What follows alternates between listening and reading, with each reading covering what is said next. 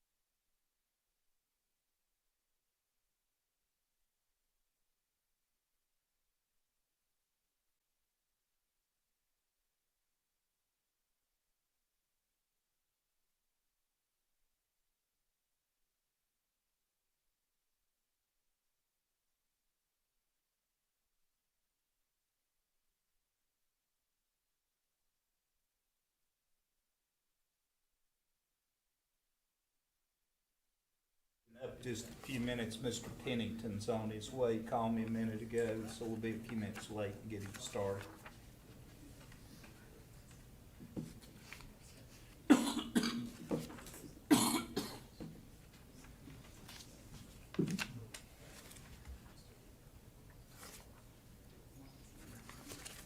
Are you guys staying in town tonight?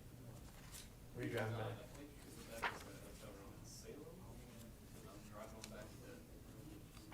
Oh, that's not that far. Where do you live at?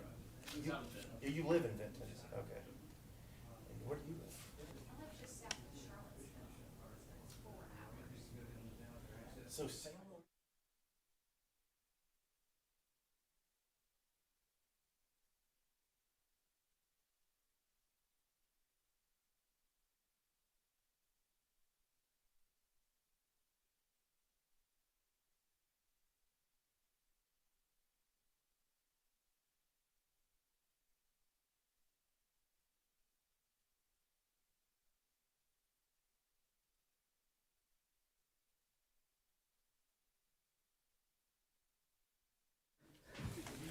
Yeah, you only get half of what we get paid. That's right. Just give me half a half. Well, it's 50% of nothing. Half a Yeah. half. All right, I'd like to call the meeting to order. This is a regular meeting of the Town of Abingdon Planning Commission. I'd like to welcome everyone to tonight's meeting. First of all, we would like to have a roll call for attendance purposes. Mr. Moran? Mr. Pennington, Present. Mr. Weaver. Here. Mr. Anderson, Present. Mr. Sproles is absent, Mr. Wilson is absent, Mr. Schuman, Here. Mr. Austin, I'm present. and we do have a quorum. All right, thank you very much. Mr. Wilson, by the way, is not present tonight. His brother passed away, and he's attending to those matters, so, excuse me, please remember him in that regards. First on our agenda tonight is approval of the minutes of the May 24th, 2021 meeting. Unfortunately, we do not have a quorum of persons who were present at that meeting so that we can approve those minutes. I believe we only have 2 people who were present at that meeting. So we will defer the approval of the May 24th, 2021 minutes until our next meeting. Hopefully, we'll have a quorum of those who were in attendance at that time. Next on our agenda tonight is a time for public comments. We have one person, Kathy Shearer, who has signed up for that purpose. Would you like to defer your comments until after the presentation of the preliminary plat discussion? And you're welcome to do that. And you're welcome to go now if you'd like. Okay, all right. Very good. Next on our agenda tonight is the preliminary plat discussion. Washington County, the owners, Nathan Berg is the representative, 220 Court Street here in Abingdon. It's located at 214 and 216 Park Street in Abingdon, tax map ID number 013-1-133. Sir, if you give us your name and address for our records, please, and then we'll be pleased to hear what you have to say. Okay, my name's Nathan Berg. Address is 254 Valley Street, Northeast Abingdon. And Do you have power tonight? do I have power? I don't know. I haven't checked. There are portions of Valley Street I without know. power, so. Yeah. My All right. wife was out, and so she wasn't able to check either. So we'll see when I get home. I hear you. Go right ahead, please. Yeah. So a couple of things. Just want to clear up the ownership of this is obviously the county owns this property. Wholesome Mountain Artisans is the tenant, and they actually have a lease to purchase agreement with the county. And so the county's involvement with this is basically, they basically have no involvement with this. We are working with the tenant who will become the owner of the property prior to us pursuing this development. So this is, because of that, I cannot speak on behalf of the county. This is me speaking just as a private developer. We understand. Thank So, just want to make that clarification.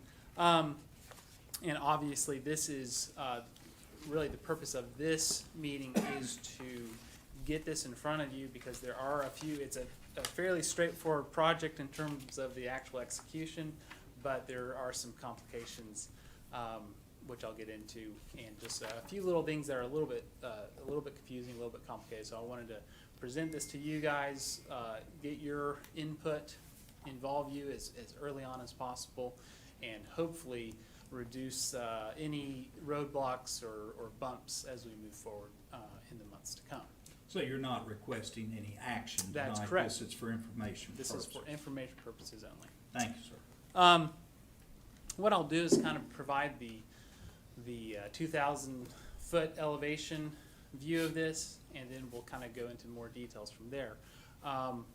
What we're looking at is the property, which is home to Wholesome Mountain Artisans, which is the old brick, old jailhouse, which is where they're currently located, and then beside it is the old but slightly newer structure that was the county jail before they moved. We are interested in purchasing the county jail building, the one that's a little bit more modern, kind of the one they were most recently in. It's right now vacant. So we would like to purchase that building and subdivide that lot roughly in half, which you can see there. That's the south 20-degree subdivision line in slightly darker bold. I'm not sure if that's clear on the printout that you have, but it roughly divides the property in half. What we would like to do, the kind of the longer-term vision for the overall project, is to renovate the old jail and convert that into apartment housing.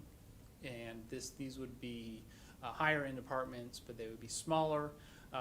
We have also considered the option of maybe doing short-term rentals that would cater to Creeper Trail visitors. That's not for sure. It could go either way. We could either do them long-term. If we do decide to do them short-term, obviously we would go through the necessary process to have that approved for the special use permit on that. Some of the challenges with this project and the things that I would ask you to consider is first and foremost, by subdividing the property, we obviously it has to meet the current zoning ordinances, and there is a one-story frame building behind the old brick building, where the Holston Mountain Center is, and that currently encroaches on the right-of-way. And so what we will be requesting from the Board of Zoning Appeals is that we are granted a variance for that, so that the Holston Mountain Artisans does not have to incur the cost of either tearing down that building or moving it, neither of which is even in the realm of something that they want to do or are able to do as a nonprofit. And so we would be requesting that that building remains where it is.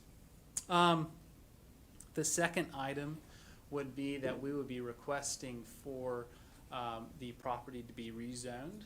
Right now it is manufacturing, which does not really fit in with the overall zoning scheme for that area. Everything else around it is B1, and so we will be requesting that that be rezoned as B1, which would fit much better into the overall comprehensive plan. Now, It does would- B1 allow for short-term rentals? It would allow that to be applied as a special use. Okay. With special use Okay. permit. With a special use permit.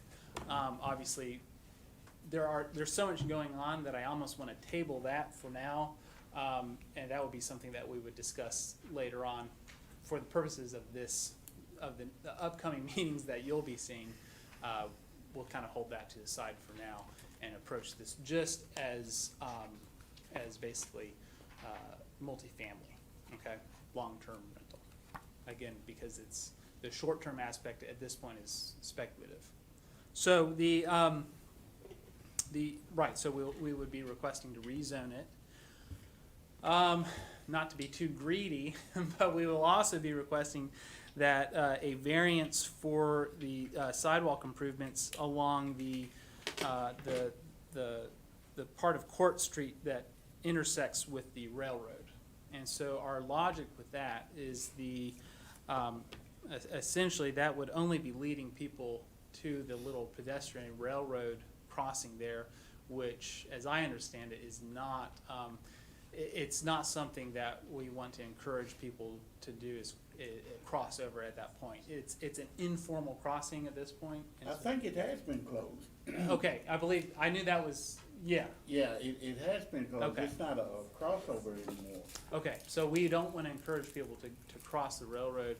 We felt that adding sidewalk and curb leading down to that along Court Street would actually, again, it doesn't take anybody to any place that we want them to go. Now, let me ask you this. Yes. Does that area include the Park Street sidewalk deal that we got going on? So along Park Street, those improvements would be made as part of the VDOT funded Right. Park Street improvements. And so that would go along Park Street. What I'm talking about is just a little small section of Court Street Just coming down. coming towards the down, track. coming down Right. towards the track. Got The it. other area, we would have to, obviously, we wouldn't want to build sidewalk and curb along Park Street just to have VDOT take it down. So what we would be requesting is that the improvements along Park Street would just be folded into the VDOT plan, let me rephrase that. The VDOT plan for the Park Street improvements already includes putting in new curb and guttering along the Park Street side of the property. We would request that we would not have to put in sidewalk and curb just to have it torn out again. Right. Just basically a common sense approach to that. The other fun challenge to this property is that a portion of the property is in the flood zone, the AE flood zone. And so what we will have to do is request a special use permit because the way it's written right now, we will be improving the property more than 50% of its current value. And so that bumps us into having a special use permit, even though we're not adding any new structures to the footprint of that building. So the base flood zone will not change. The base flood elevation will not change because we're not adding anything on the outside of that building. But nevertheless, because we are improving it more than 50% of the current value of the property, we will be requesting a special use permit for making an improvement in the existing flood zone. And so those are kind of the issues that we'll be facing and the things that we'll be working with you guys to figure out and resolve, and really would just want you to be familiar with the project. The first step will be getting the variance, yes, with the Board of Zoning Appeals. And so we're in the process of getting that situated. A lot of it has to do with stuff on our end of getting the ownership straightened out between the county and the Wholesome Mountain Artisans. But that's on our end. Once that gets straightened out, then we'll obviously apply to the Board of Zoning Appeals. All right, very good. Questions? I would say, I think that, with the jail building sitting there and deteriorating and what you're planning to do, that would certainly be an improvement in that area. And use a structure that is not being used now, Right. so. Yep. I personally think that's a good thing. Well, it sort of fits in with the prior use, short-term rental. Yeah, It depends. Some of those are probably long-term. Well, I'm not gonna comment. The beds, Well, beds weren't as soft. I'll invite all of you to spend the night at the Clink. The clink, that's what you ought to call it. That's what we used to call it, the clink. we can all hardly wait. But it'll be interesting. We'll do a pretty comprehensive renovation of the interior, but we will kind of maintain some of those architectural elements to at least kind of give people a little bit of a taste of the. Now, that what it will was. get you out of the flood zone area, right? What'd you say about that? So, Is right it gonna now- raise, so it's in the Clear that. flood zone. right, And so, to answer your question, that there will be certain things that the building code that we'll have to address with building code, right. and that will, that'll all be handled through those channels. For the process for the special use permit in the flood zone, we will have engineer do a flood study, and I'll present that to you, which will basically show what the impact of our development will have on all of our neighbors, to make sure that we don't increase the flood elevation for them. This is about the third or fourth time I've seen the flood zone. Yeah, the last, Oh, yeah. I think the last time that it was in was just for the Hiram Yeah. Dooley house. I think that was That's right. relatively, Yeah, Hiram Dooley, right, Yeah. As exactly. long as it doesn't have an impact. Right, we're just looking to make sure that we're not, by plunking another building there or something like that, that doesn't raise the flood elevation for everybody else. That's This why I asked obviously, that question, yeah. because I've seen it before. right, exactly. And this, because we're not adding any new structures, it'll be a pretty easy job for the engineer, because he'll basically write a letter saying, this is the study, and this is, kind of what the results of it. And the town engineer would have the opportunity to, we would have the opportunity for him to come before us and say, yeah, this is, Yes. all that would be done similar to how it's normally done. Right, and as far as what I know, and Jim, you can correct me, but we would submit that prior to it coming to you. The town engineer would review it, he would, have plenty of time to look at it. Yeah, I'll just say that, typically we don't, obviously it's a licensed engineer that's put their stamp on it. Right. And, unless it's something completely unusual to question, I don't, obviously they're licensed and their Right. name is on Well- the line. They're insured, and so if they state that this is not Yeah. going to impact the flood district, then we essentially have to present it as such. But it will be reviewed by the town engineer, and Right, we'll be allowed to comment or talk to the Right. applicant. but ultimately, that engineer is saying, I'm putting my name on this, Yeah. this is. If I'm correct, I think it was Matt Bundy. that- And Matt will probably be doing this one as Okay. well. Yeah. So he's, great civil engineer. Any additional questions or input you could give Mr. Burke? No? All right. Thank you very much, sir. We Great. appreciate your Thank time you. tonight. All right, Ms. Shear, would you like to, for the record, if you'll give us your name and address, please? Kathy Shearer. I live on Waterhouse Lane in Emory, and I am a member of the Board of Holston Mountain Artisans. And we are just very pleased that Wahlberg, with Nathan as their representative, is presenting this opportunity. We've been on this property for about 12 years since we moved down from the cave house, as we like to say. We've moved from the cave house to the jailhouse. And we've spent all of our time, our efforts, and the little money that we have making the old historic jailhouse, built in 1903, a more welcoming place. We've had several people come in who say, yeah, I spent some time here. Or Daddy did. But we've always had this sort of looming building next to us, as Kenny points out. It's just not a very welcoming place, not very friendly. And we have tossed around possibilities, but we've never been able to do it. And we think it's just a great opportunity. It does fit in really well with the Park Street Improvement Plan. I would like to see the barbed wire disappear. Anything to make it a friendlier place. We do really use the annex building, which was mentioned as possibly, in terms of the regulations now, would need to be removed because it sits right on the road, on Court Street as it comes by. We use that building a lot. We have 2 renters. That's a large part of our income. They have studios there. And we use it for the quilt show, which is coming up during the Virginia Highlands Festival, very, very popular. We use it for classes. We had 2 classes for children there just this month. So it's used a lot. And if we had to tear it down, we could not replace it. It's just such a large, useful building for us.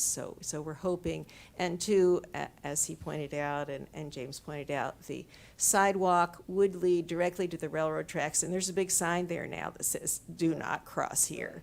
And that was a problem when they were having the Creeper Trail Festival on A Street. They had to post someone there to keep people from hopping across because they were parking in our parking lot and then just walking and jumping over. Norfolk and Western would not be real pleased to see a sidewalk leading right to their tracks. So we hope that can be settled. We appreciate your support, and do you have any questions for me? Does No. anyone? Okay, thank you very much. No, I think it's great. I've never known you to be at a meeting and not say so. Well, or a microphone that I don't love. That's exactly But, right. No, I think it's a great project. I think it has great potential. Yes, And sir. it dovetails right in with the rest of what's going on down on Park Street. I think it's great. Actually, I came to hear the Berkeley group over here, so I figured. All right, well, thank you. Any other comments on this matter? There will be no action taken on it tonight. We'll move next in our agenda to the work session with the Berkeley Group. Like to turn it over to you folks, please. Just come right on up. You know, my future father-in-law was a sheriff, and he threatened me with that building several times. That was my second office that I had. I'm with attorney's officers. Good evening, all. How are you all today? Good. Very good, thank you. Good. I'm happy to be here again for the second time. Always enjoyed coming down to the town of Abingdon.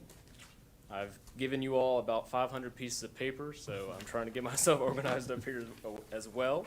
But tonight will kind of be a bigger night for us. Last meeting, we ran through some items just to get your direction on, but this time we've actually put some good work in, and we would like to get some of your feedback here tonight. So, you may recognize my face. I can't remember if I had a mask on last time I was here, but if I did, this is what it all looks like. So you're welcome, or I apologize, either one. Who you may not recognize is Rebecca. She was actually, if you viewed the town council kickoff, she was probably a square on the bottom right-hand side of the screen. She is my esteemed colleague, and I'll actually ask her to come up here and introduce herself if she would like. She is part 2 or 3 of the team here working for your zoning and subdivision ordinance update. Hi, for the record, Rebecca Cobb with the Berkeley Group. Just pleasure to be here. I've been working behind the scenes with John, and I'll probably be at some of the other meetings as well. And you may hear me chime in from time to time. And so just pleasure to be here and drive through the pretty mountains today. So. Through the rain and the accidents and the construction, right? It's always a pleasure to drive on I-81. Yeah, 81's great. So, like I said, tonight is kind of a bigger work session where we'll make a few decisions on a number of items. So first, I'll go over our project schedule, then I'll go over our proposed use matrix and definitions, the proposed consolidation of the old and historic subdistricts, some changes to the zoning district standards, and if that's not too much for you, the special and overlay districts, and then we'll go over some next steps. So hopefully you've been able to have a chance to look over your packet. You've come prepared this evening, and I'll touch on some of the finer details of those packets later on tonight. So here's our project schedule. This might look familiar to you. The only thing that changed here is that yellow box on the screen. So back in April, we discussed the public engagement results and received some direction from you all on the ordinance structure and district standards. And tonight we'll focus on the use matrix and definitions, special and overlay districts, and we'll finalize those district standards we discussed last meeting. So coming up in August on the 23rd at your regularly scheduled meeting, we'll be touching on the use standards, which I'll elicit some of your feedback on tonight, and then the community design standards. So those are some of your lighting, your landscaping, your parking, those types of things. Sound good? Excellent. So I'll jump right into it. Our first topic tonight centers around the uses allowed in the town. We approach this task with the guiding principles you see here on the screen. So first, we endeavored to update and broaden your terms and remove some of the outdated uses that we found there. There are several uses in the ordinance that do not reflect the current landscape of development, things like dormitory buildings, billiard halls, and others, a little bit outdated terms that we don't typically use anymore in ordinances. Uses that had definitions, which many did not, were so narrowly defined that it made it difficult for the administrator to interpret new development that might come, or new special use permits, anything like that might come into the town. They wouldn't be able to interpret it because the definitions were so narrowly tailored to purposes back in 1993 or in the intervening years that they wouldn't necessarily be allowed without some changes. This actually, by doing so, reduces some of the barriers to economic development by opening up that interpretation to allow for a wider variety of uses. We also were directed to ensure more equal treatment within districts, referring largely to uses between the 15 old and historic subdistricts. And finally, like in all things, we endeavored to not to apply a one-size-fits-all approach to the uses in Abingdon. We tried to tailor them to your specific needs and your character development and items that we heard from town staff and in our public engagement process. So, you all should have received a copy of your proposed use matrix and accompanying definitions. So a few notes on that document there. You'll see some red text that represents changes that we've made. Anything that's struck out are things that we're removing. Anything that's just a red text is either a change in the definition or a change in where it is allowed in the town. as we move forward, as we get closer to adoption, the definitions will actually be removed from that use matrix and will be incorporated into your article on definitions.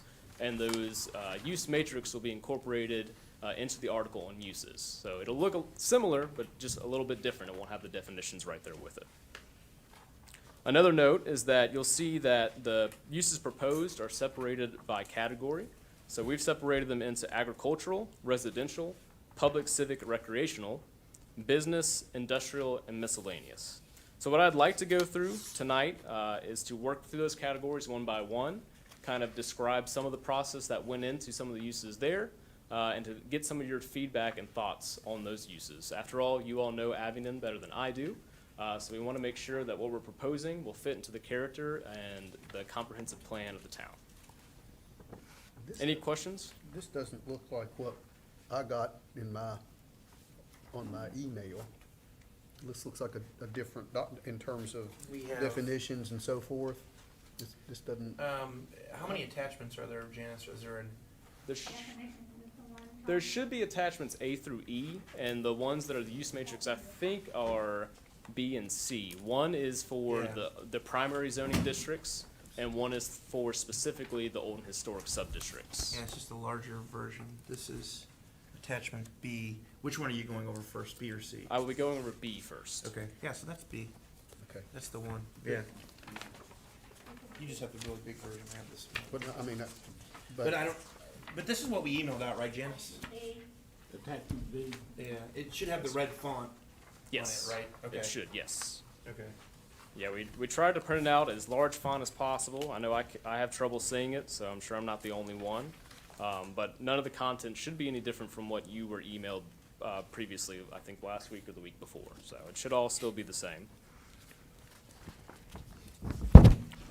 So like I said, the first uses we're going to go over are your agricultural uses. So you have a few districts zoned in the town as agricultural, forestal, and open space. And what we did, by and large, the modifications to the uses in this district were made to comply with state code and other state and federal requirements. So the Right to Farm Act prohibits local governments from disallowing farming uses in agricultural zone districts.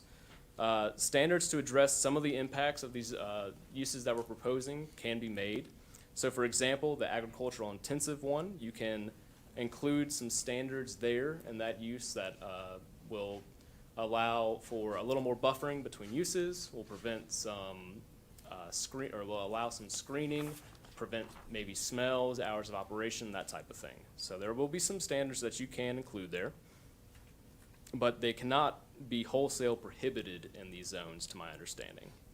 We also included agritourism, which includes a wide variety of educational, recreational, entertainment activities, as you can review in that definition there. This is another opportunity for your economic development in the town. We also added the farm, brewery, distillery, and farm winery, which are defined in state code as being allowed in agricultural zone districts. So those are some of the changes there in the agricultural district. Like I said, by and large, many of these are made just to comply with state code. We also separated stable commercial and stable private. So you see we separated that and added a use as well. So I'll give you a moment to review. Do you have any questions right now for any of the uses in the agricultural category?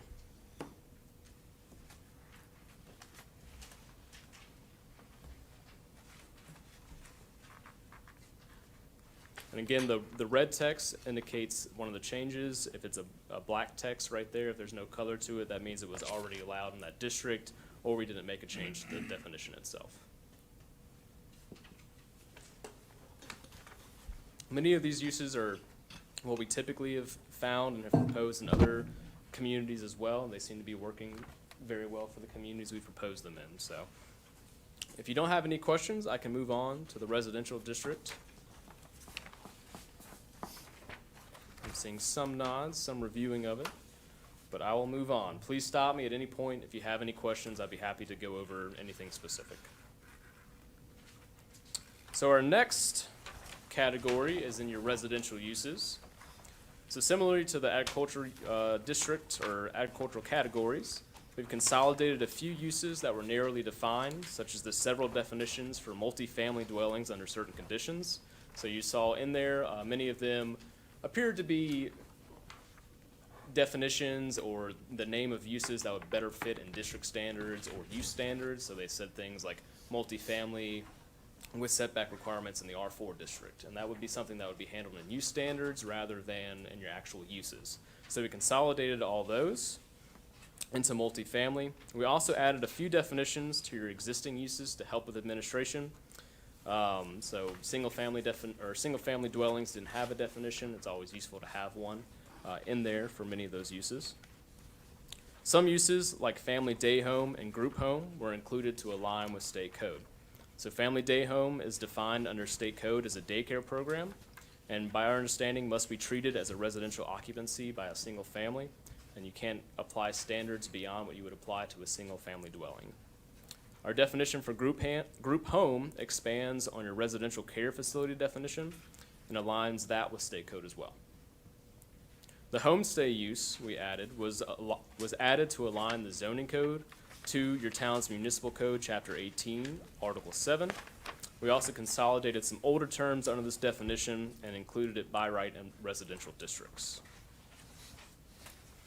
Your manufactured home park is a use created to consolidate the existing manufactured home subdivisions and the mobile home park uses. So originally, mobile home parks were allowed as special use permit in R4 and by right in the M1 district, whereas manufactured home subdivisions were listed as SUP in R3 and by right in R4.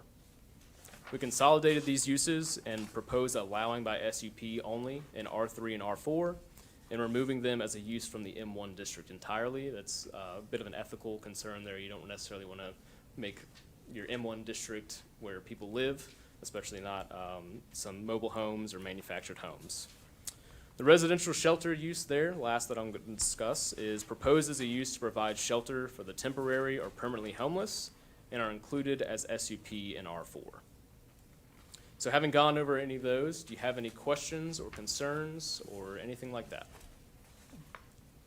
Feel free if you have questions over any of the other uses as well in residential, I'd be happy to discuss.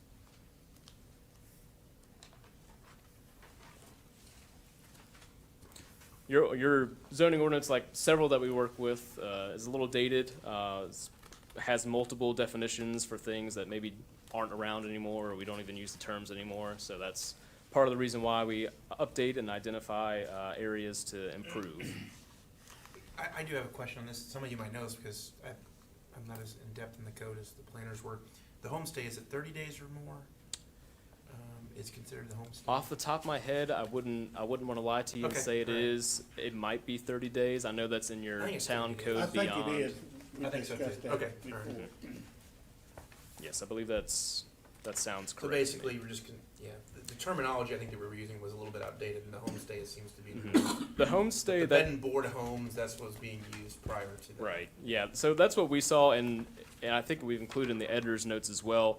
I believe either bed and board homes or rooming and boarding homes weren't defined at all in your ordinance, and that was something Okay. that we found in a lot of the terms, just simply weren't defined, and This is kind of a catch-all. it's kind of a catch-all, yeah. So homestay, we consolidated bed and board homes, rooming and boarding homes, and tourist homes into one use, and then align the definition of homestay with your existing definition in your town code, so to make them mesh better together. Any other questions? Any concerns? Any additions? And I'll just add in talking about the homestay too, you can see that we added to increase where that would be allowed. So currently, it is the R3, R4, and OI, and PUD. We've also suggested that it be in the ag R1, R2. So anywhere where single-family residence would be allowed, homestay would be. Because those are in the red, which means they've been added. Right. Right, So, okay. yeah, a good example of adding things and also just something. How would that relate to short-term rentals, Airbnb type things? Is that, By my understanding, the town code, this section here, was intended to address short-term rentals. We worked with town staff, and that's kind of the feeling that I got from them. So I believe homestay is the term for short-term Oh, rentals okay. used in the Okay, town, so this is my is- understanding. So this is to So allow the current for- code, I think, says 30 days, but what you're saying here is this is going to be pretty much a larger, broader term, meaning it could be an overnight stay, or it could be 30 plus days, or Yeah, so I believe, yes, so you're correct. I think that this is expanding it a little bit and allowing for more of what we know as the Airbnb short-term rentals, by my understanding. I don't wanna speak out of turn, so you guys can shut me up if you want. But on this particular point, the way I'm reading this is it would only be allowed if you're renting a portion of your house to somebody else. How does this address something where you have a cottage? You're right about that, yeah. Right. I see what you're saying, yeah. Where you have a cottage, no one lives there, so the primary purpose of that would be short-term rental, whereas this Yeah. states that the primary use must be. The residential, Well- must be owner occupied. Right, exactly. So Similar, yeah. that would just be something to. Yeah, Yes, that's a great question. That was Thank you for Yeah, that. because we have short-term rentals that at one time went through tourist home where, you know, you wouldn't have somebody living there, so you really need to do that. Some of the Airbnbs are buildings that aren't occupied by the owner, and the owner doesn't live in close proximity to it, so I like the idea of combining and having something more general, but I think you gotta cover that. Mhm. Okay, that's excellent feedback. That's exactly what we're looking for. And we can absolutely take a look and either refine this definition or include short-term rental as a separate use and still incorporate homestay. Yeah, because it does say pretty clearly here, the primary use of the homestay unit shall remain residential and owner inhabited. I think the challenge that we've had is what we want, you know, what is the neighborhood characteristics that the town wants. I think it's pretty clear, at least at the council level, that the majority of the council, they don't want the whole entire town to be Airbnbs. Right. And not that would happen, you lose a lot of the character, but there are certain districts, you know, particularly downtown If it was allowed not by right, but by SUP. Yeah. Then that could maybe allow the council to take these, You just have uses that are, I guess, like the Airbnbs or short-term rentals. But for example, one of the things that's come up, I know, in the town is you have like traveling nurses, and they'll be there for Right. 90 days or 6 months or whatever it is. They're really not renting to be there, but it's. Yeah, that becomes just, I think, a rental, is that what that becomes? Because I think once it hit more than 30 days, I think then it triggered, 31 usually trigger the. But you, long-term rental. Yeah, that's right. Anything after 30 would become long-term. would become, Used to be. right, yeah, I think it's the same. It's the same. but one of the things that happens, for example, is you might have somebody who has a home that they rent for short-term rentals. Somebody comes in and said, gee, I like this house, but I'm gonna be there 60, 90 days. Yeah. I mean, you know, you, That wouldn't be considered, a short-term rental, and that would be in accordance or in compliance with the code. I don't think that would be something that we would be able to, it gets too complicated if we have to start, getting involved in leases and things like that. I think that's why the 30-day was established. And I think, Ray, if I remember, before 30 days, and you know you're gonna be there longer, you'd have to go out, you know, and then get extended another 30, you know. Okay. if you could do something like that. All Yeah. I'm saying is, you put the owner under a difficult situation when they have this property, they rent it, and it might be more than 30 days, but it wouldn't be a lease where it would be a year, 2 years. I think the code, would treat it the same, I believe. It wouldn't, it would, at least the existing code that we have right now, it wouldn't, it would be conforming in a residential district, because it would be no different than a long-term rental. I think that's what, unless it's 180 days, I can't remember. Well, We they could can examine that. We just absolutely. wanna make sure we know what the planning commission wants, and if the intent is, defining those longer-term rentals, the same as, like, say somebody would, had a house and they're renting it for a year, if somebody's staying there more than X amount of days, we'd have to define that. Ultimately, it's gonna come down to the definition, right? So right now, this is the only place in the use matrix that addresses that, is just this Yes. homestay, right? Yes. Okay. So we'll review your town code for the standards there in homestay. Consider incorporating a separate use for short-term rental. Is that what I'm hearing correctly? And then would there be interest in expanding that into your business districts as SUP? I know that there's some housing allowed, mixed-use housing allowed in your business districts. Would there be interest in incorporating a short-term rental or homestay there as SUP or by right potentially? I wouldn't see any problem there, particularly because I know that some of those areas allow lofts. And so if you had a loft, there would be no reason for it not to be a short-term rental. I think one of the things that's difficult, and when you look at what happened with the situation with Blake, there was some assumptions made, and then a piece of property purchased, and all of a sudden, there was a determination that wasn't done properly. And I think if you're not careful, let's say you have a situation where somebody has what I would call a short-term rental house, or whatever, and somebody decides to stay longer, that may violate the code, but that would be almost impossible for anybody within the town to know the code had been violated. Well, and for instance, in your proposal for the homestay, it does not show it as a use, not only a use by right or by special use under the B1. So that could be in conflict with what, and the planning commission's still open to change it if they want, but I believe, the last change that was made was to allow it as a special use. In B1. In B1. Yeah. So that would be, I think, something that if we made it, because to me, if you have the short-term rentals in there as a special use, to me, it certainly wouldn't be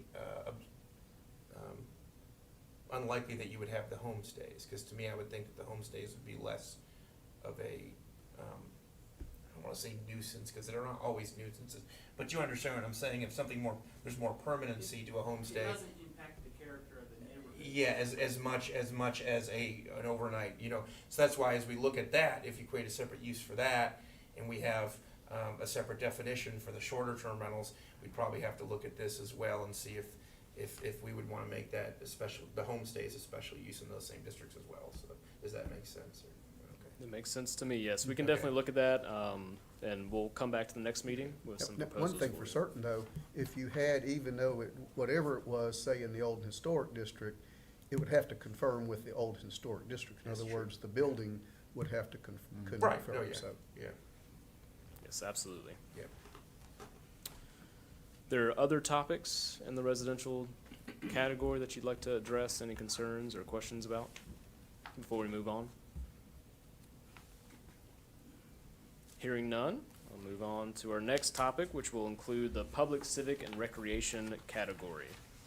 So a number of these existing uses were undefined in the current ordinance and somewhat vague.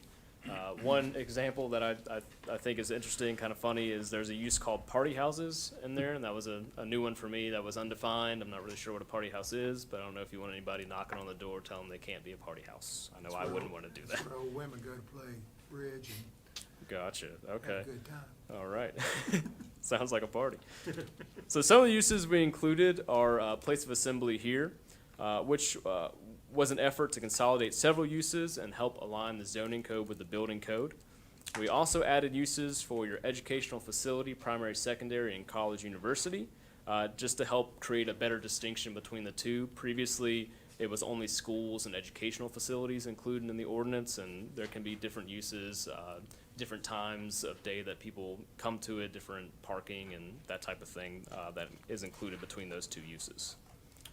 We've also included a use titled public use that incorporates public buildings, public offices, and libraries into one use.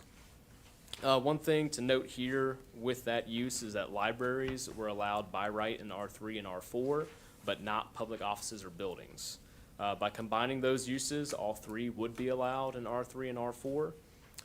Public offices and buildings weren't defined in your ordinance, so it's a little questionable as to what that could be or what that applies to, but by consolidating them all into public use, you have a better definition, which is an expanded use into those districts.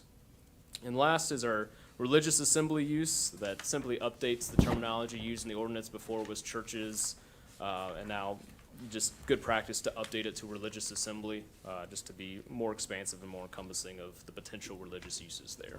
I have a question. Yes, sir. John. It was my understanding, and maybe this is an incorrect application of the law, I believe that the federal law or the federal case law says that we have to, and correct me if I'm wrong, have to allow places of worship in any zoning district. Yes, Or so is that a misinterpretation?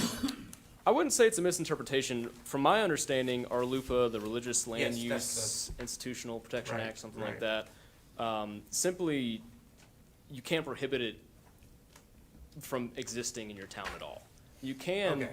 you can prohibit it in Okay. certain districts as long as you have the option for religious assembly to exist in Okay. some You just part can't of your prohibit town. it anywhere. That is my understanding. Rebecca, does that to your understanding? Okay, all right.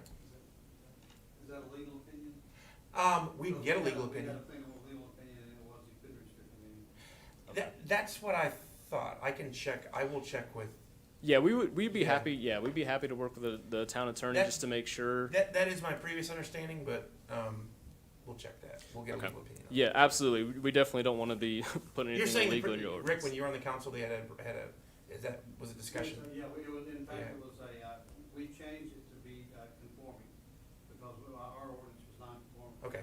All right. Okay, yeah, absolutely. We will definitely verify that and make sure that we're giving you the best practice there. I have a question. I Yes, don't sir. know if it's, but with a public park, is it, can you charge a public a fee to, for the use if they? I'm not sure on that. I can find out the answer for you. I know the city of Roanoke, there's some fees for services involved in public parks. I'm not sure if you can charge to access the park facility itself, but some of the activities or uses potentially related to the park, you can charge fees, but I'm not 100% sure on that. But we can find that out. Is there something specific?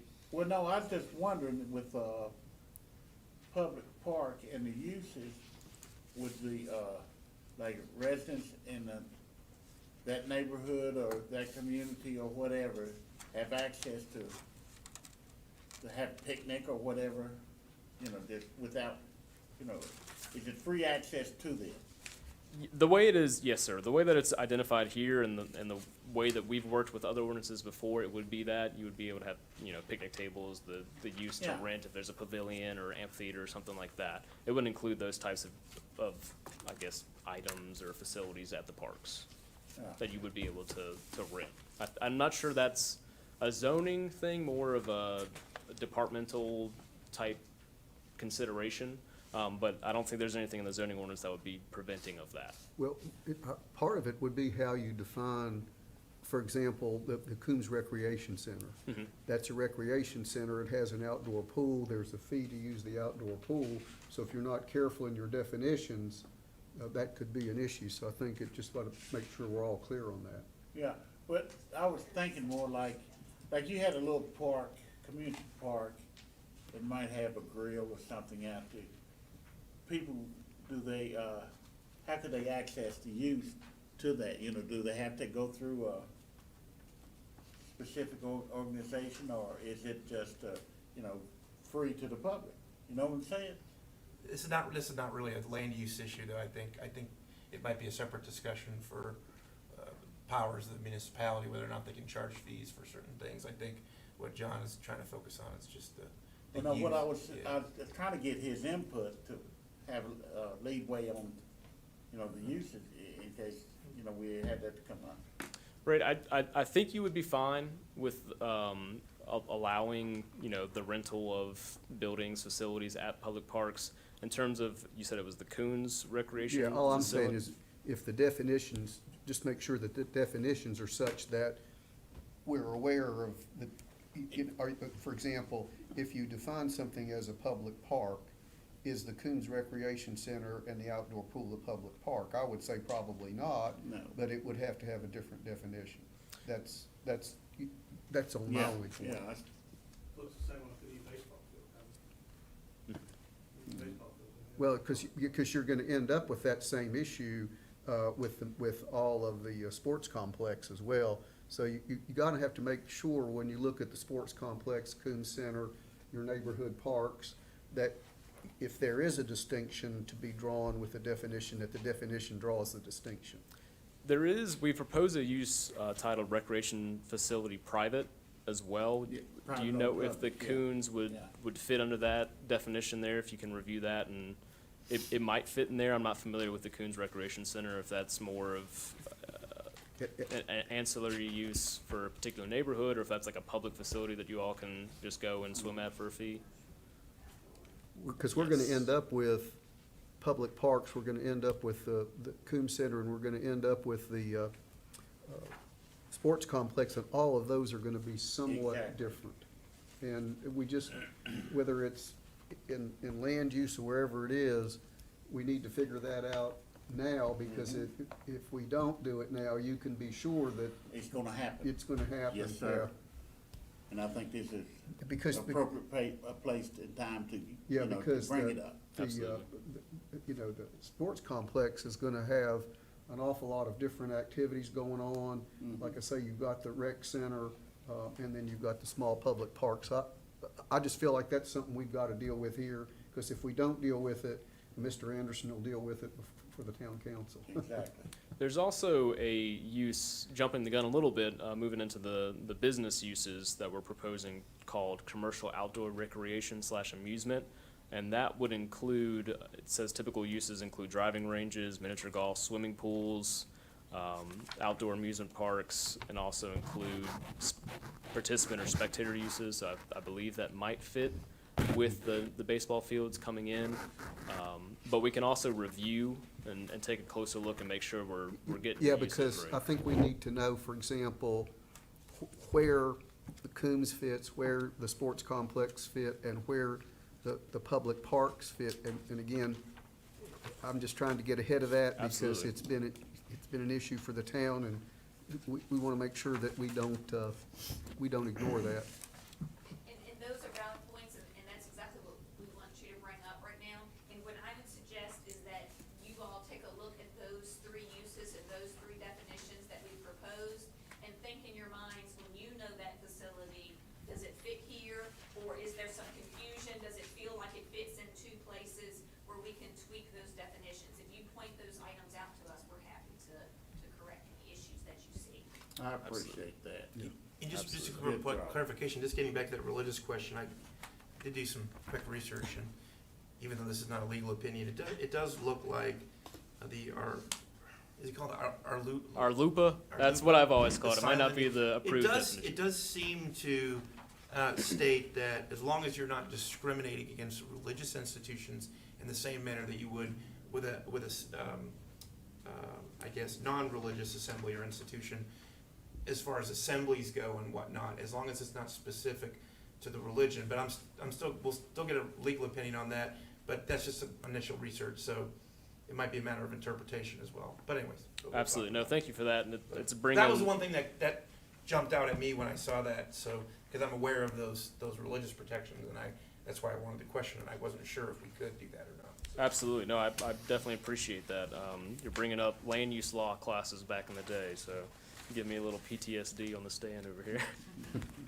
But, so if there's other questions, so like Rebecca just mentioned too, if you can just review the recreation facility private, the public park and recreation area, and the commercial outdoor recreation amusement uses, and just consider where Coombs or your baseball facilities might fit in that. And we can tailor those definitions pretty much in whatever way that you see fit.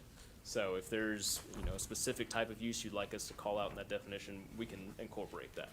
So take a look at that, and if you can get some comments back to us, that would be much appreciated. Are there other questions before I move on to business uses? All right, hear none. So our next category here includes the changes made in the business district. So a large number of the changes here were just made to expand and modernize the terms. So our desire is to ensure that Abingdon's zoning ordinance doesn't needlessly burdensome development in any way. And to that end, we have proposed several consolidations and new uses. One of the consolidations and updates is to the commercial indoor recreation / amusement. This consolidates some of your older narrowly defined uses into one use.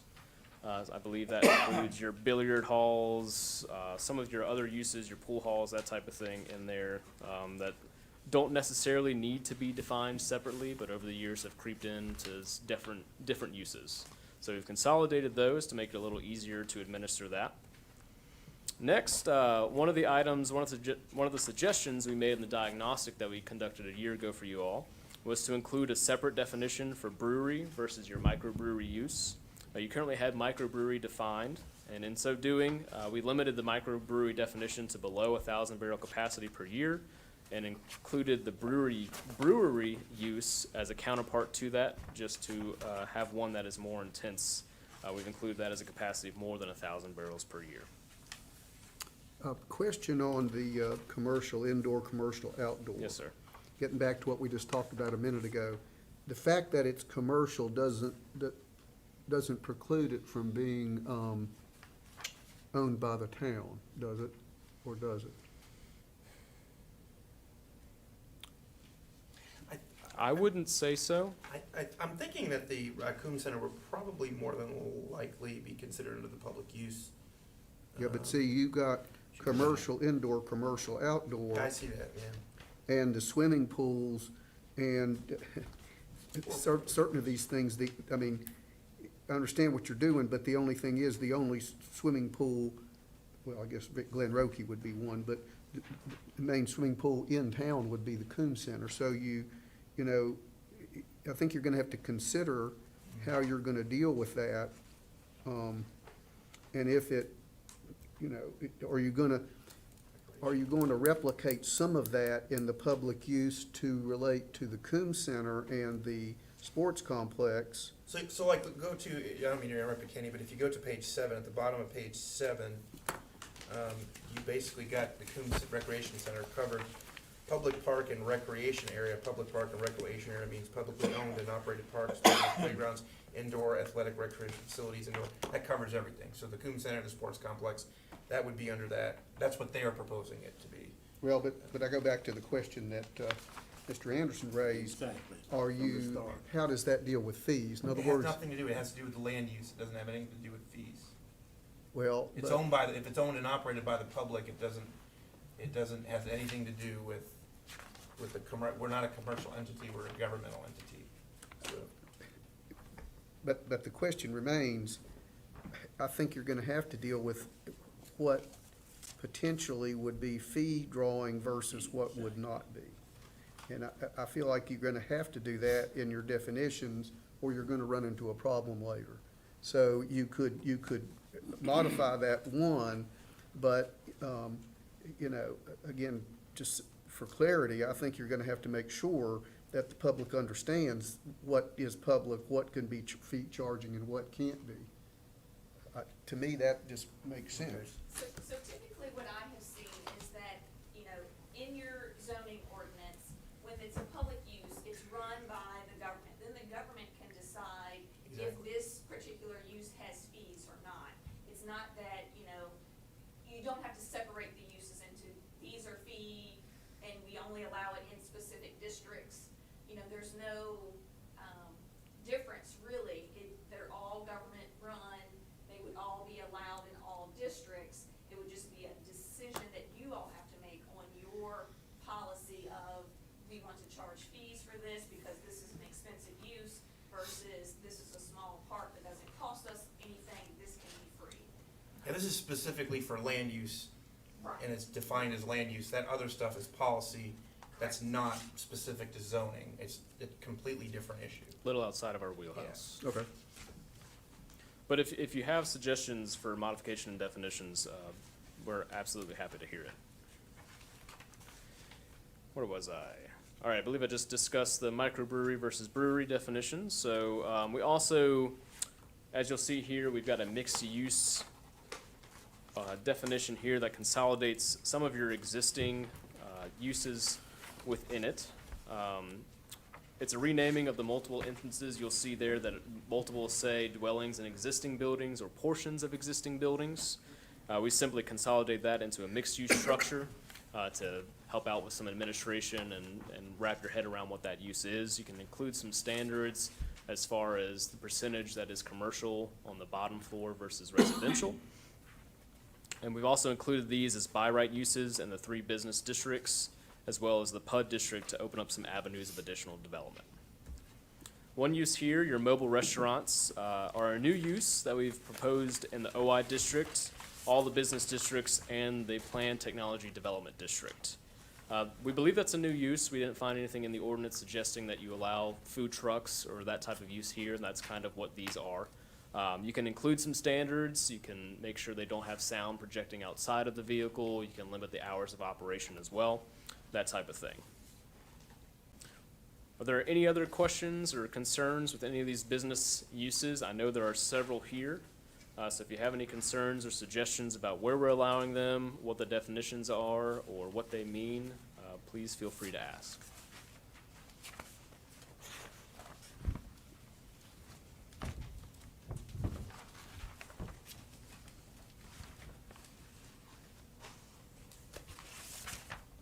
I'll give you a moment to look over it. I do- There's I about do have a 15 question. pages. Yes, sir. Do we ever, you considered, drive-through components of restaurants? A lot of times, certain zoning districts will have special uses for drive-through facilities. Is that addressed anywhere? We Or is that have- really something that gets down into the further text of the I code? believe we typically address the drive-through, like some of the concerns there in the use standards. Rebecca, correct me if I'm wrong. So that would be something that would be further in the text of the zoning district. Specifically, what are your concerns? Like, for instance, say, okay, restaurant, I mean, I've seen some codes say, okay, restaurants here, restaurants with drive-throughs, and this, because maybe they don't want necessarily a drive-through restaurant in a more compact or residential zoning district, or one that's adjacent to a zoning. I just didn't know if, and that might not fit necessarily or be relevant here in Abingdon, but sometimes there's just extra layers of that. But that might be in the, like you said, be adequately covered in the design standards. So page 15 has restaurant, drive-in, restaurant, mobile, and then there is, the next page is restaurant general. Right, and so it would basically be under restaurant general, but some restaurants have a drive-through and some don't. I just didn't know we weren't distinguishing between those two, though, so. Doesn't mean we have to, I was just asking the question for, The definition for restaurant drive-in does include the drive-through service okay, so that's facility. meaning the drive-in means the drive-through, is that what you're saying? Yes, yes. Okay, sorry. It's like, I think we're all talking about the Well, same thing. I'm just the Yeah. drive-in, I'm thinking the drive, okay, all right. Yeah, and there The drive, so is that the new name now? It's not drive-through, it's drive-in now? can be whatever you choose to call it. I'm thinking drive-in, you go, I'm thinking drive-in, you pull up and they bring it out to you or something. Well, that's covered, it says drive up, drive through. Okay, It's pretty broad, I think. okay, I see what you're saying. I think you'd be covering that when you'd have your. So it is more design. restrictive than the ones with the drive-ins is more restrictive. Okay, Yes. I understand it. Yes, thank you for that. Is there other questions or concerns about these uses?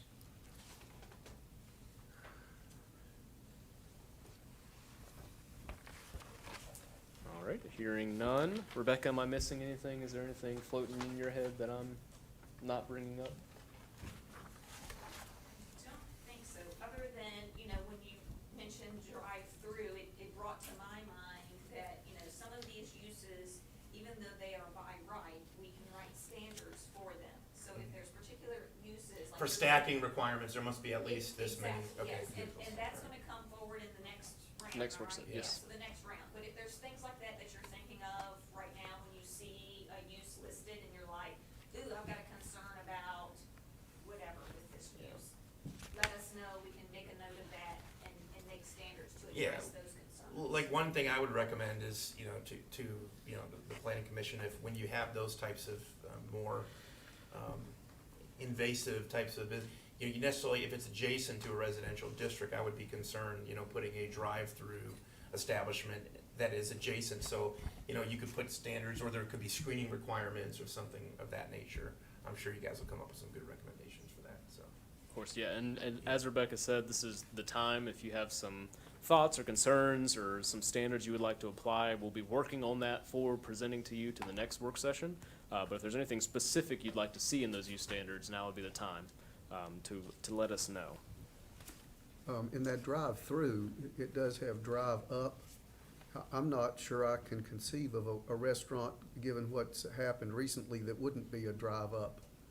So you may, you know what I'm saying? I mean, because of what happened, every restaurant in every place ever had a drive-up. Yeah, I mean, we really had to revisit how we define some of these things Yeah. because of the economy and how things have. Pick up curb, pick up. Curbside, Yeah. curbside pickup, yeah.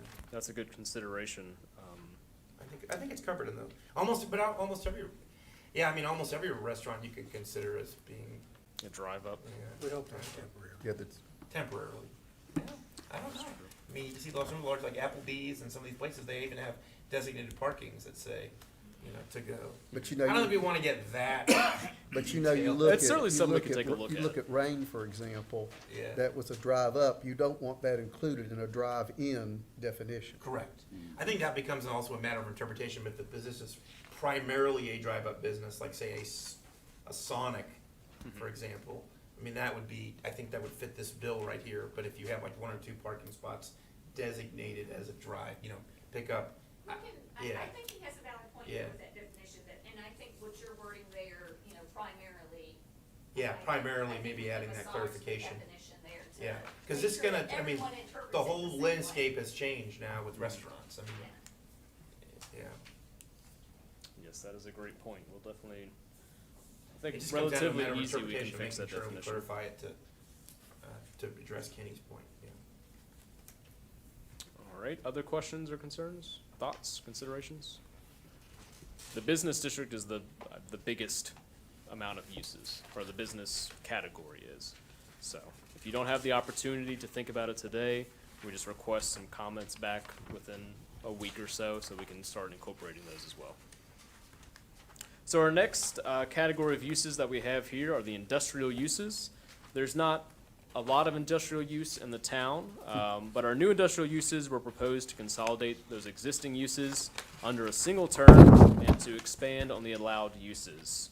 So previously, your manufacturing light is what we're calling it. Previously, there was a number of definitions in those existing uses that define the type of materials used, what could be made, that type of thing, and that's not really the best practice to do.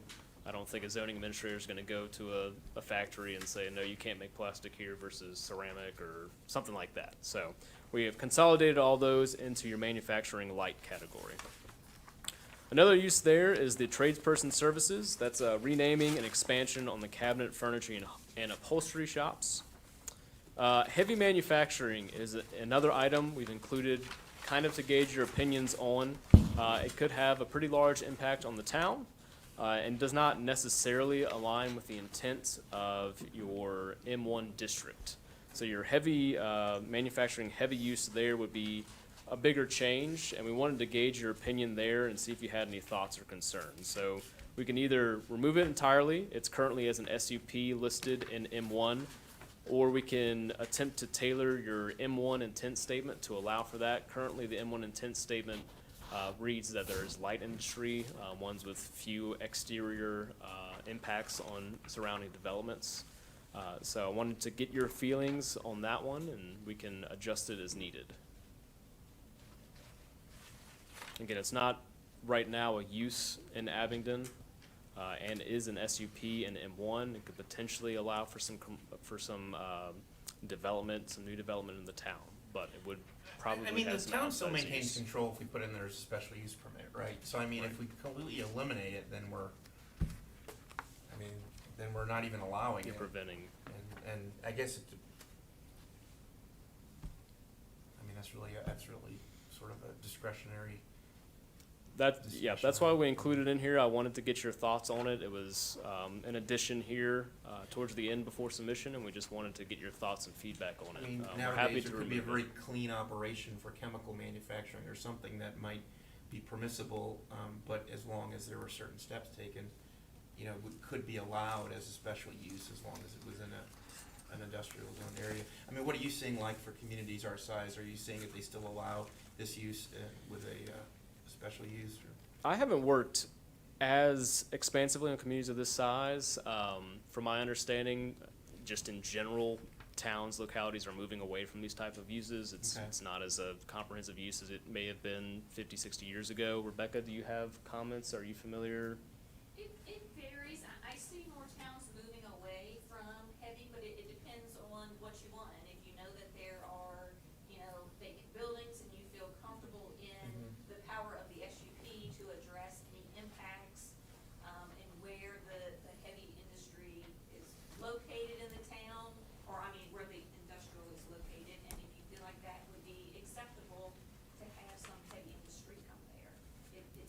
it's locality by locality, it's really hard to compare. I mean, if you, just speaking like with the EDA, I don't see that economic development in Abingdon would be recruiting heavy industry. So the question would be, if we're not gonna recruit it, do we allow it? Yeah, I mean, that's. And my thought would be no, because the reason I say that is you could be approached for something like this. It would be something you really didn't want, still but have you to go had it through in the your process. definition. Yeah. So, I mean, that, And this is the definition right here, right? Yes. This is the, Simply because of safety factors, you know, which I would take it first consideration, you know, before even having a heavy manufacturing. I mean, because I think almost anything we would recruit or want would be covered in light. yeah. Says at the end, it says uses may include but are not limited to paper products, plastic products, and pharmaceutical. Just thinking what kind of heavy industrial use would be paper products? That wouldn't be, There are other thoughts or concerns? I'm hearing some no's on incorporating it. Are the three of you that are relatively silent, do you have other thoughts on it? Are you leaning no? Are you leaning yes, perhaps? Leaning no? Okay. Seems like maybe we'll remove it as a use. I think so. Okay. That's fine with us. We just wanted to include it and get some thoughts and opinions on it, so I appreciate that. Are there other questions or concerns for the industrial district before I move on, or industrial category before I move on? Again, I don't really have a place to speak here, and so please, shut me up if I speak out of turn. I did have one question on light manufacturing. Yes. Obviously, Abingdon is a town full of artisans and craftspeople, and I didn't see that, where is the, I guess, the space for people like that? I'm thinking of, a likely yarn, and they produce textile goods, or if you had a small woodworking shop, or things like that could be considered light manufacturing, but those would only be allowed in districts. I would direct you to the professional studio use on page 15. That was actually a use that was undefined in your current ordinance.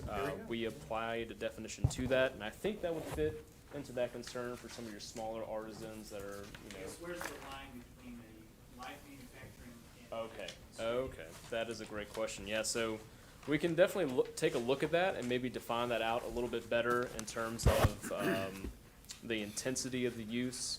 Obviously, it is our intent that the manufacturing light would be more intense than the professional studio that might have one or two people working at it.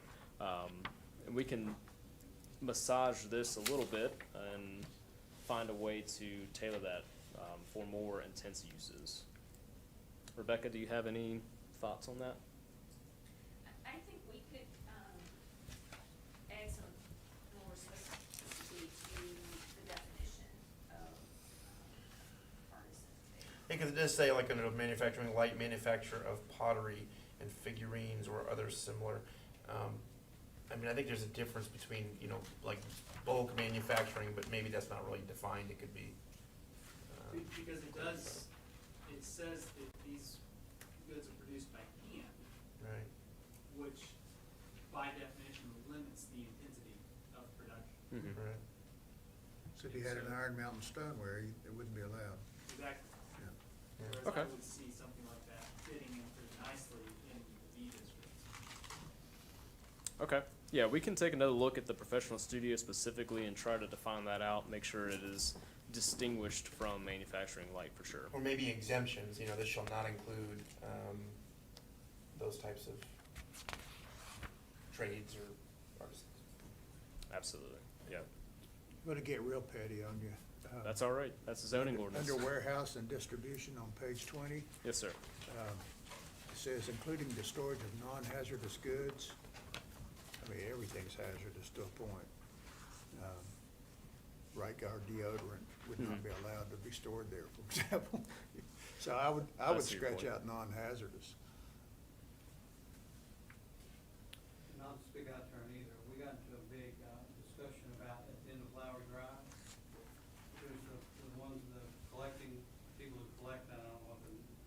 MDI or something like that, but they actually have that as just a storage warehouse for perfumes and alcohol and all kinds of things that are flammable. And at one time, they talked about, actually destroying them on site. And it's in a residential neighborhood across the street, and they were having big concerns about that. And that's one of the things we had to address a few years ago too. So, I think they would love to have a chance to destroy stuff. Now, Yes. is that next door to, Cozart's where they built the? It is, it's the a truck- warehouse. You remember that, Kenny? Wayne, Yes, sir. we discussed that? And I think some of those concerns too would be addressed in the use standards. You can apply any number of standards that would prevent, or at least attempt to prevent exterior or external circumstances from some of these uses. You can prevent hours of operation, if there's smoke released from the building, that type of thing that would impact neighboring parcels. And so in use standards, we can definitely address a lot of that as well. But we can take a look at the warehousing and distribution definition and Yeah, how do you try to tailor that remove a bit. non-hazardous, but then try to separate it and distinguish it from the hazardous stuff? That's, how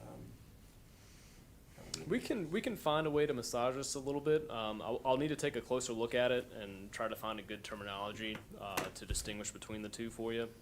like But flammable, Mhm. that kind of stuff versus non-hazardous. Or, might try to align it with the building code a little more and see if there's any other advice or guidance on that. So we'll do that and come back with a different definition for you. Back to the subject right before that, I was thinking about this little business down on State Street in Bristol called Killing Time. And it is for children, well, not really children, but any adults. They have groups at night that come in, and they have pottery there, and they paint it, do things with it, and then they fire it there on the site. More of an artisan type situation that we need to distinguish between this light manufacturing type deal. Okay, and that might, so there's a fine line, in my view, with the definitions between being too narrowly defined and kind of putting yourself in a box with what's allowed in the town and being too broadly defined that you're like, what does this even mean? There it is. I think that particular use could fit in the commercial indoor recreation amusement category. We can try to tailor it a little bit more and see if we can't define it out more specific to make sure that we encompass some of those specific items, or attempt to maybe redefine the manufacturing light or the professional studios. So these are good points, and we'll definitely review these definitions and see if we can't come up with a good middle ground for you all today. Because there is a business model emerging, where you have an artisan, they're an artist, but they also have an Etsy store, and they sell what they're making online. So they are manufacturing, they're not just producing art in a studio, they're producing a good. So I think increasingly, as people move toward those business models, it'll become more and more of an issue, kind of defining the two. That is a good point. And there's another use that we have in the commercial uses called store specialty, that offers for sale items of arts or crafts, or which offers for sale items related to a specific theme that might encompass some of these items we've discussed today. It might encompass that item that you just brought up as well. So there are a few options I think that can be interpreted, but we can definitely revisit some of these definitions and see if we can make them a little more clear for future development. Does that sound good? Yes, sir. Okay. Any other questions before moving on? All right, so this is our last category in the use matrix here. These are miscellaneous items. They're kind of the catch-all, the items that don't necessarily fit into the other categories, but are still important uses to allow in the town. So the first use here is your accessory dwelling units.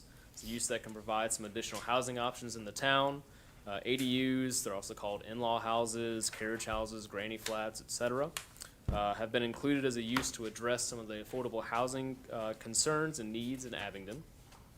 We reviewed the ordinance and found something called accessory apartment that was undefined and also not included in any of the districts as a use.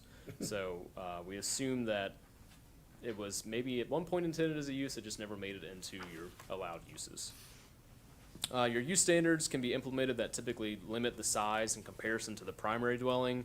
You can dictate setbacks and limit the number of ADUs allowed per parcel. There's a lot of things that you can do to make sure they fit into the existing character of Abingdon.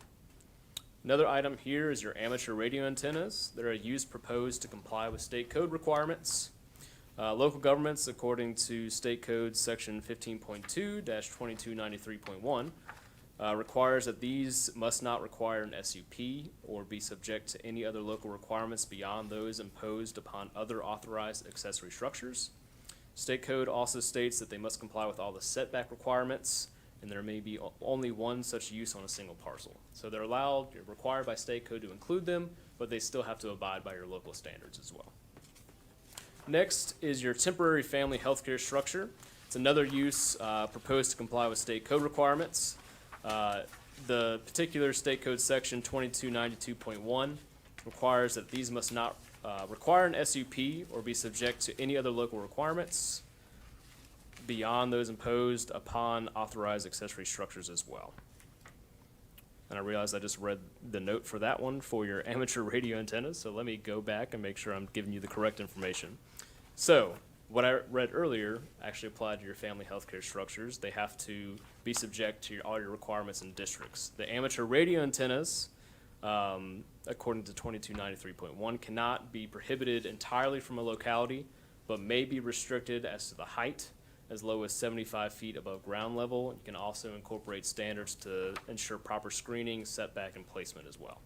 So they're required to be allowed in the locality. They can't be completely restricted, but you can ensure some standards to make sure that they're not jutting above the rest of development too extremely.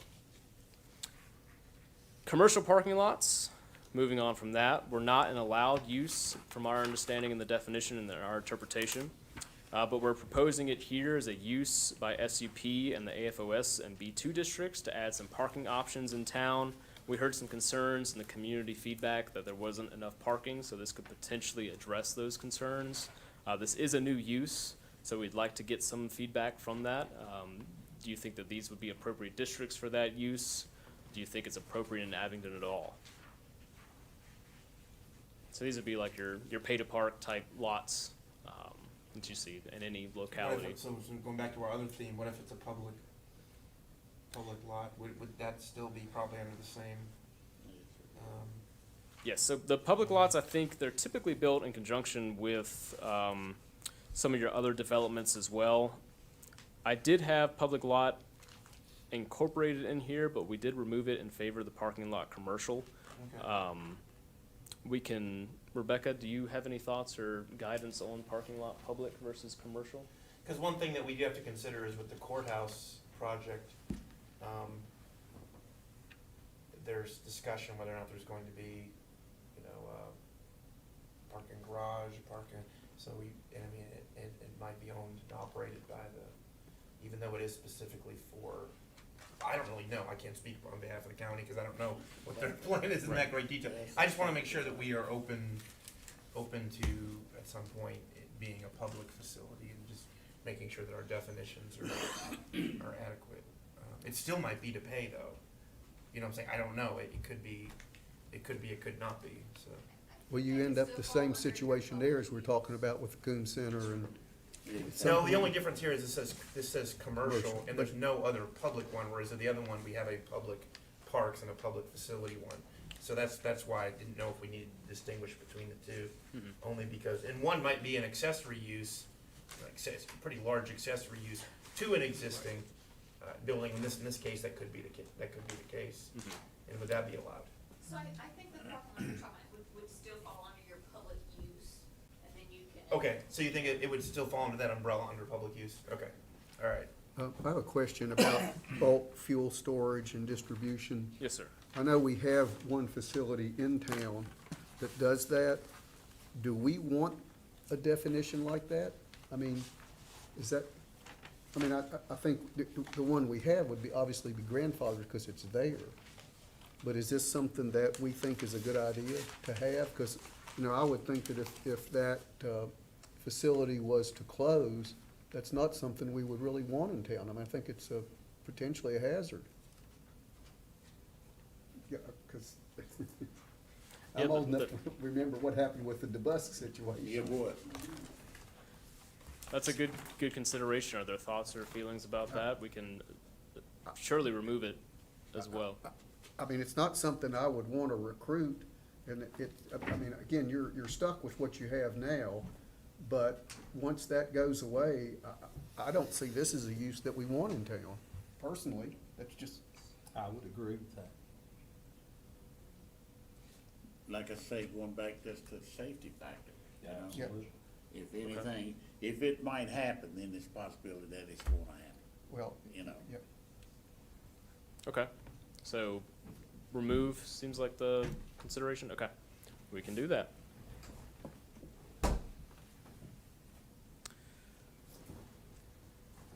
So the last use I wanted to touch on for the miscellaneous items here are our small cell facilities. It's a use proposed to comply with State Code Section 15.2-2316.4, which prohibits a locality from requiring a special use permit or variance be obtained for any facility that is installed on an existing structure, provided that the wireless infrastructure provider has permission from the owners of the structure and notifies the locality. So that's a little bit of legalese there. I'm sorry for having to read that out loud to you. You may require administrative review for the issuance of any required zoning permits and can disapprove a proposed location for a few reasons as defined in state code, including conflict with other pre-existing communication facilities or public safety. There's also 3 or 4 others that you can use as well. Can also place conditions on this use that limit its potential, quote, visual or aesthetic effects. So we can include some use standards there. I just wanted to gauge if there was any specifics that you might want to include for that use. Again, we can't necessarily preclude it from the town specifically, but there are, in some respects, a level of control you can have over their placement and the way they look in town. So typically, we would include some use standards and would suggest you do that.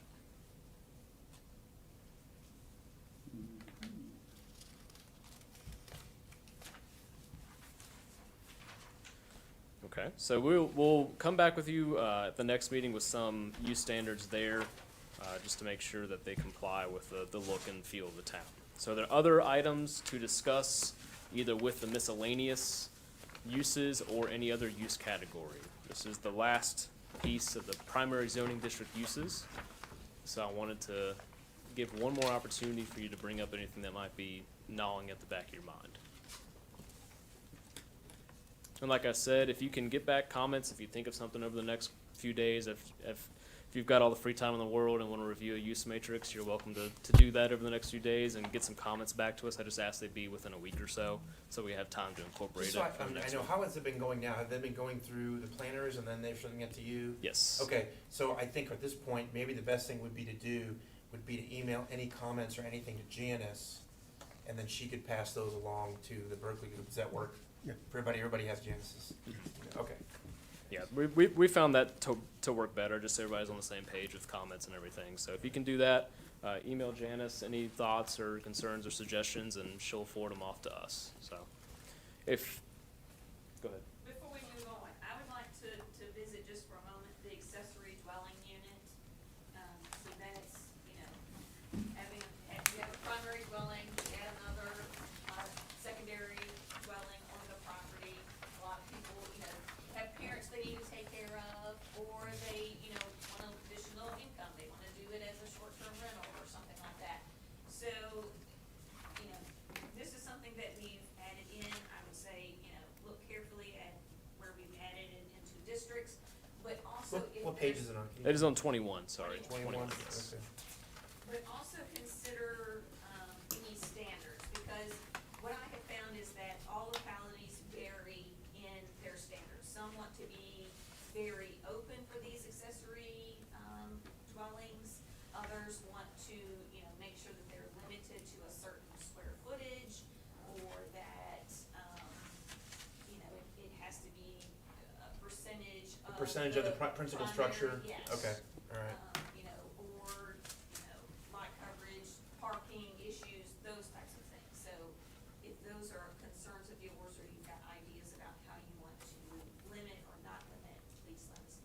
Yes, like Rebecca said, there's a wide variety of, limitations, considerations you can put on the size. We've seen limitations on square footage, just 850 square foot. We've seen no greater than 50% of the size of the primary dwelling or primary structure.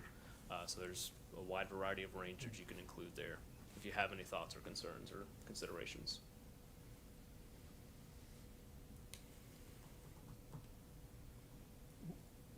What I saw that I got attached to the email dealt with that, and that's why, what I'm looking at here and what I read that was sent with the packet, the 47 pages, is different. And in that, it had, where it had accessory buildings, it had setbacks and size. So what I'm looking at here versus what was sent to me, an attachment for the email, are totally different. The definitions are different. I mean, and I don't have it on my phone, but what I read today is totally different from what I'm seeing here. Could you be referring to the district standards? Yeah, There is that's what I got. that is part of it. That will be a discussion later on tonight, and there is accessory buildings, I believe is what it's titled in Okay. there. That just incorporates some standards for setbacks.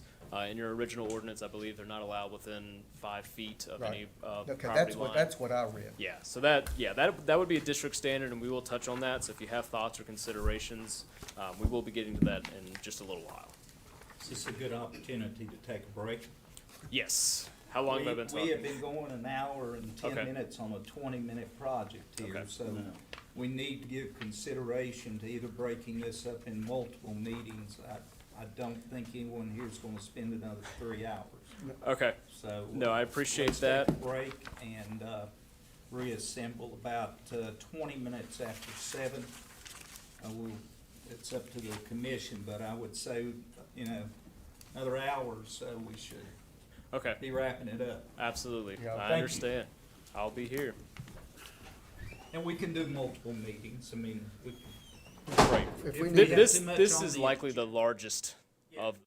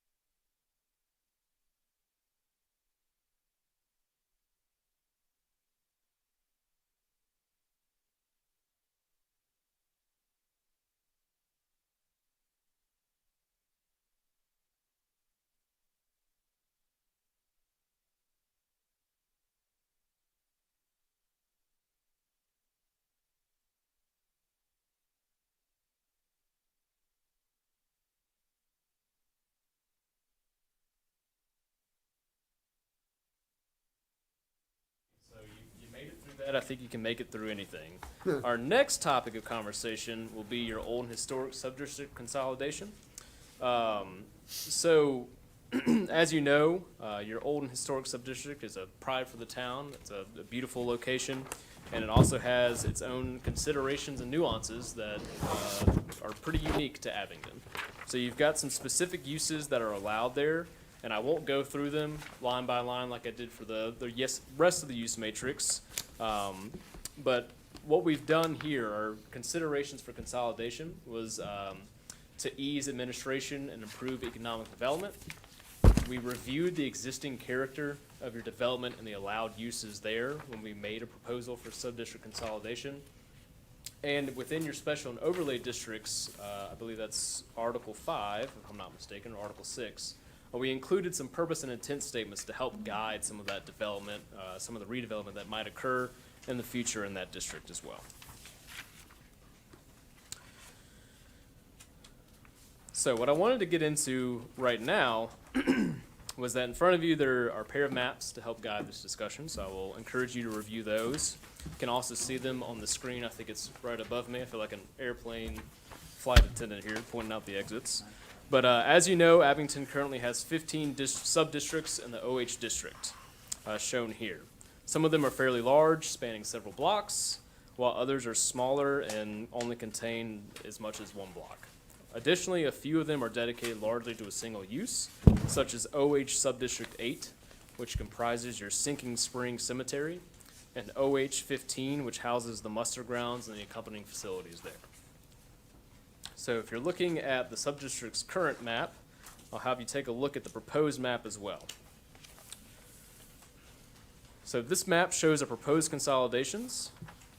We took the opportunity and pared 15 districts down to 6 without adding or subtracting any territory or removing any buildings or structures from the district. So we propose OH1 Civic, which is, in our mind, focused to consolidate, the intent of this district is to preserve structures and uses of a civic nature that are critical to the character and vitality of the town of Abingdon. So in OH1 is your Martha Washington Inn, your federal courthouse building. There's also not your federal courthouse building, just the federal building. I think it's got your post office in it. And the Penn House, I believe, is also in OH1. So we've just simply merged OH1 and 2 that were before into one called Civic Focused. Next, the new Business Focused District is intended to foster interconnected commercial activity that serves the needs of nearby residents, encouraging and supporting robust walkable neighborhoods. That is OH2, as you'll see there. It is centered around Main Street, and was the existing subdistricts 3, 4, 5, and 6.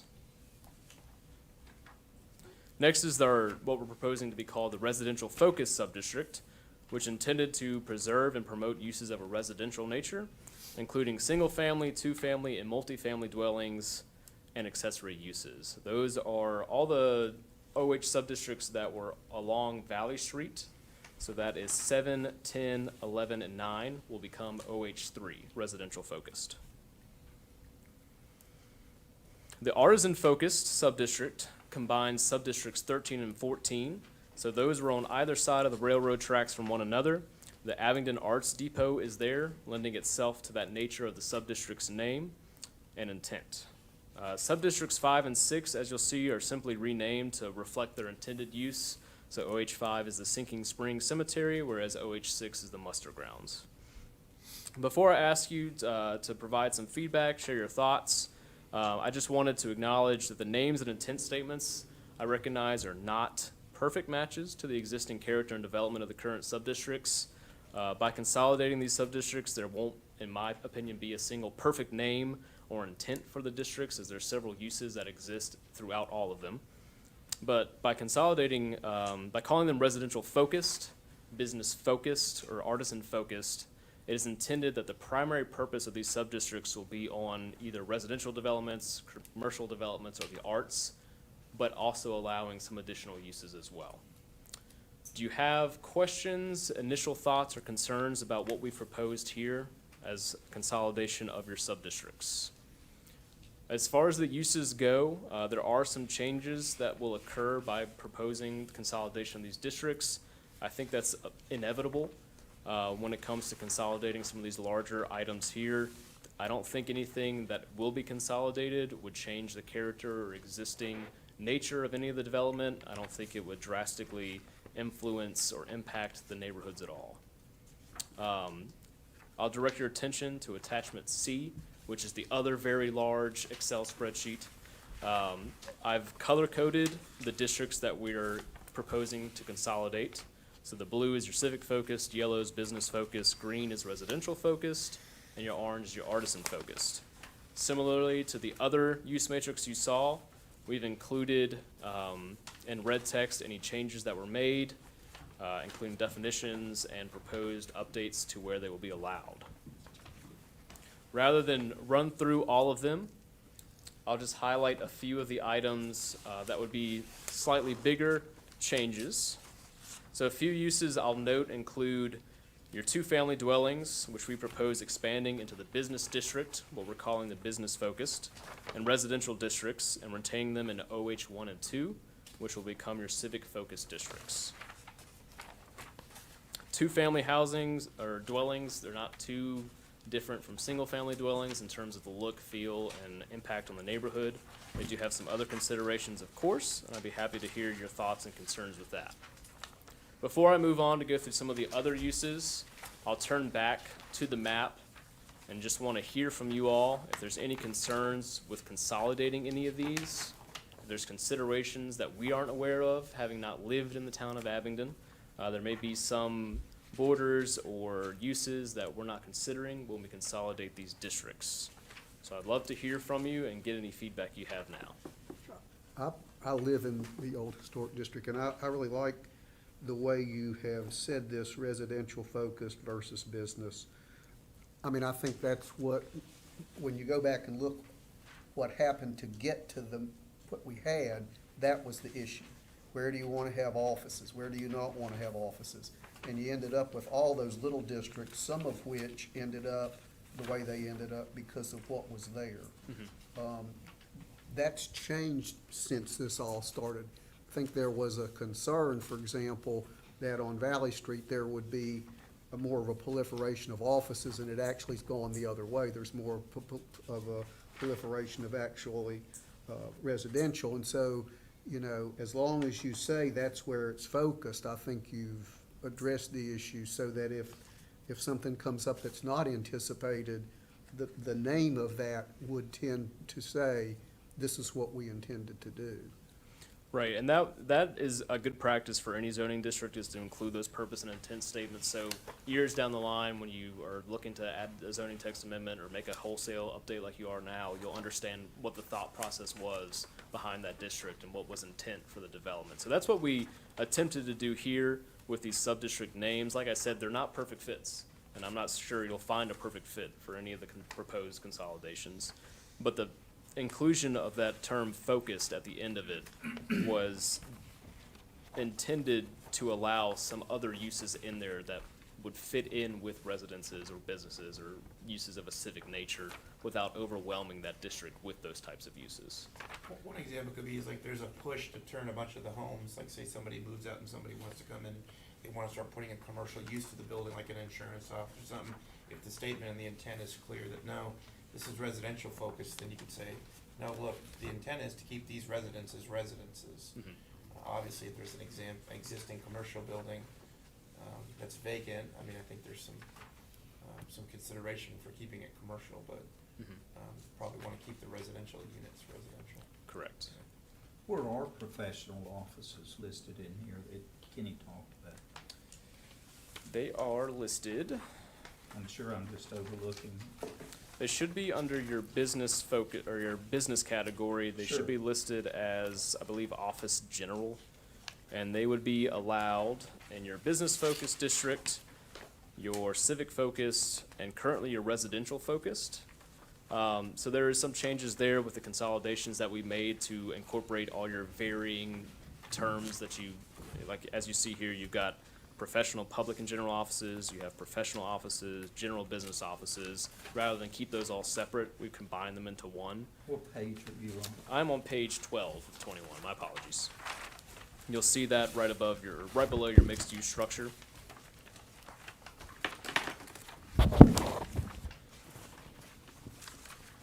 And so they would be allowed, like I said, in the civic-focused, business-focused, and your residential-focused districts.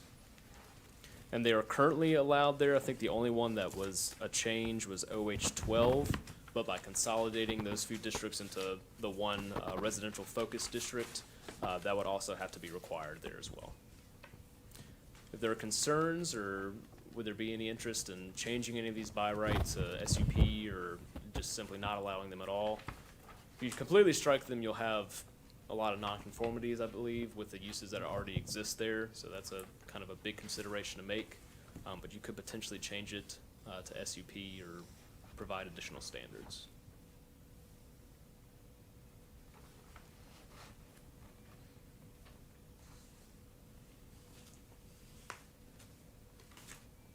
Yeah, I don't have a problem with the office general, even in the,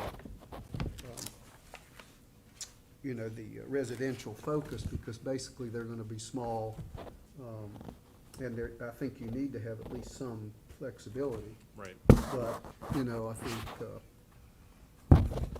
again, I think what the supposition was years ago is that all of those buildings would become offices, and that has not happened, and in fact, it's gone the other way, so, now I think, you don't have restaurants, drive-in, restaurant mobile in some of those, like in that area of OH3, which I think is a good thing. I don't think that lends itself to restaurants, frankly. But, I think it does lend itself to general offices, because you have general offices now in that area, and they have to be maintained based on what the preservation board says, so you have a protection in terms of the structure. Yeah, that is still applies. Any of your HPRB considerations, your certificate of appropriateness, all that still applies. We're not changing that or removing that, so that will still apply to development in the district. So here's some good thoughts and feelings about the proposed consolidation. Are there any other concerns? I know that this is a big topic in Abingdon. I don't want to rush it or brush over any concerns. So if there's anything even minor or minute, please feel free to share them. Again, if you review this over the next few days and send us some comments, we'll take a look and try to incorporate them. But it seems like the majority feels that this is a pretty good consolidation of the sub-districts. Correct me if I'm wrong. Consolidation makes sense. I mean, civic focused, other than post office, Fields Pen House, what else would get out of being business focused over being civic? I mean, is it just those two specifics, or is there something? OH 1 and 2, or your previous OH 1 and 2 and your OH 13 and 14 were one of the harder ones for me to come up with a name with and to come up with a consideration for what their focus would be. Civic focus is what I came down on with the federal building and the Martha Washington Inn. I felt that was a very prolific building in downtown Abingdon, in your old historic district, that has a big civic character. Fields Pen, it's got that. And Fields Pen as well. Yes, those, I mean, Fields Pen, post office, those make, federal, those make sense. Are there other items that you might? No, I mean, just Yeah. kind of. Just curious as to how it Yeah, I came to mean- be. Yeah, This building could be OH1, but you'd have to cross the street. Right. right. So I try to keep the boundaries that are there consistent. I didn't want to try to bounce taking across the the street and just pull one building in, because you would end up with the same issue that you kind of have now. I guess that's what I'm saying too. Is it's almost kind of Right. You're gonna you can mix and apply match one or and- two to each, and then Yeah, you're saying you could take, that one could be OH, that right here could be OH2 as well. Or yes, vice correct, versa. yes, Yeah. right. So, If there's a I mean, I'm not, and that's why I'm saying OH2 could almost encompass that whole to a Combined. certain Yeah, extent. that's what you're saying, yeah. And instead of having 6, you're back to, 5 at that point. I mean, but Are the uses very drastic between the the proposed OH1 and the OH2? John? In terms of, you can take a look, you can scan down it. I don't think there's too many drastic changes between OH1 and the proposed civic focused and proposed business focused. There are some differences, of course. You're allowing your offices, your personal improvement services in business, whereas you're not allowing it in civic. Scanning down it, there's few items that are allowed in civic that aren't allowed in business. And those are mostly found, I believe, in your public civic or recreational category. So you can take a look at those. There's also, Rebecca, I hear you back there. I think you said educational facilities are allowed as SUP in civic focused, but not in your business focused districts.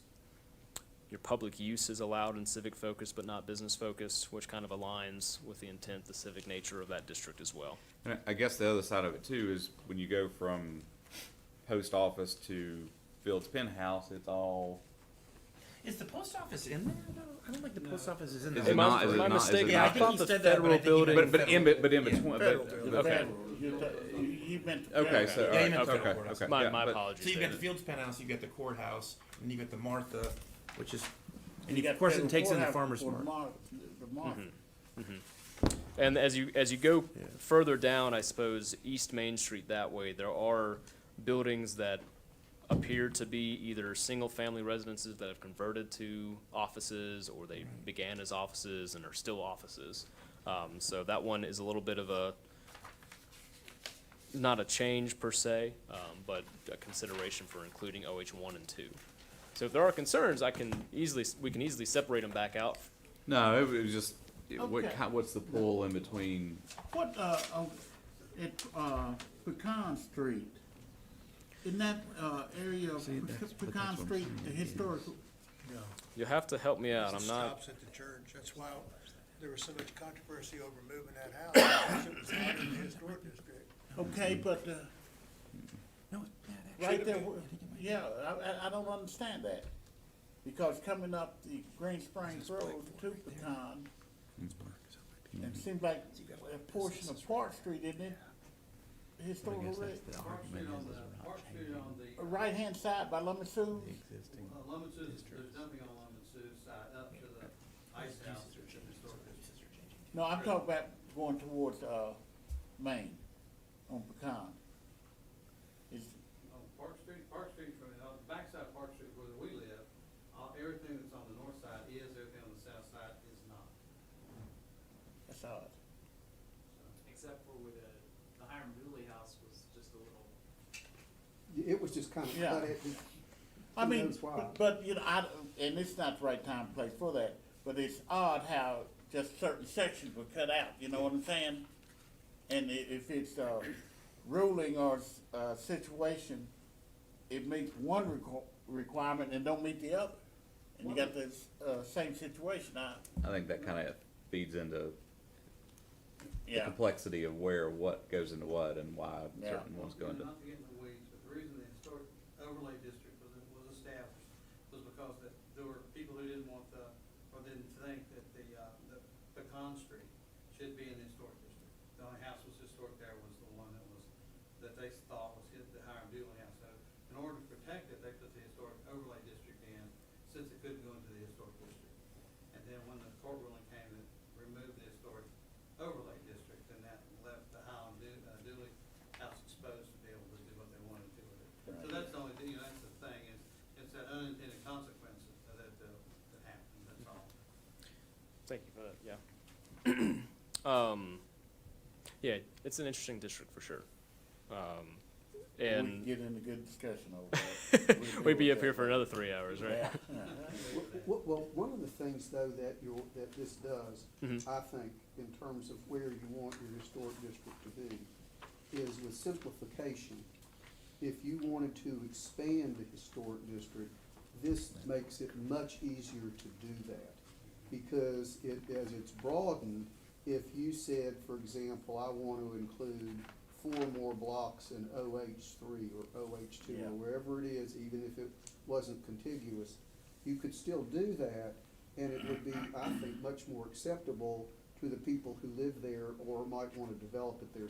So I personally think that what you've done gives the town flexibility, and you, as you, for example, in your residentially focused, I look down there, it doesn't allow restaurants.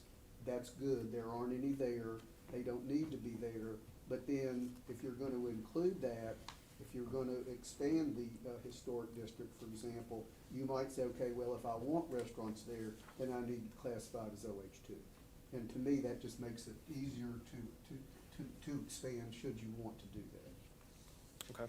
Again, sorry to speak out of turn, but I'm trying to figure out why this would be civic focused, because the only two civic buildings is the federal courthouse and the Fields Penthouse. That makes a tiny fraction of the total. And Martha Washington. But Martha Washington would still be a business. Yeah, it's not a perfect Isn't name. Isn't the It's Barter not. Theater there too? Barter Theater's Barter- actually yeah, across, Barter- there's Barter Stage 2 would be. Barter Stage 2, Barter yes. Stage 2 would be, which again, Barter is not a civic institution. The Barter would be an OH2 and the Playhouse would be an O1. Right, they'd be split up. And I actually. understand that there's no perfect Right. way to draw this without making it gerrymandered and crazy. Right. But I would maybe perhaps consider a different name, because I don't think that represents the character of the district. Okay, and that's exactly what we're looking forward to, that's exactly what I was looking for This tonight. is one citizen's opinion, and I would Right. put that back on the. With that being said, is there thoughts or feelings or Federal courthouse. considerations, federal No, I'm just courts? kidding. We can rename it and tweak that, district intent statement, I don't that's guess it really perfectly matters, fine. but I wouldn't mind seeing 1 and 2 combined. That would be. Yeah, I think that might be maybe the more So logical combine- thing to I do. don't see any reason. And you could call it business and civic focused. Or civic and business. Well, I think the only concern would be is what, if there's some uses that aren't allowed in the civic that would be Right. potentially allowed in the business. As you get down past Barter Stage 2, you get into some, like Goodman Jewelers and those areas, and we would maybe not wanna limit some of those uses.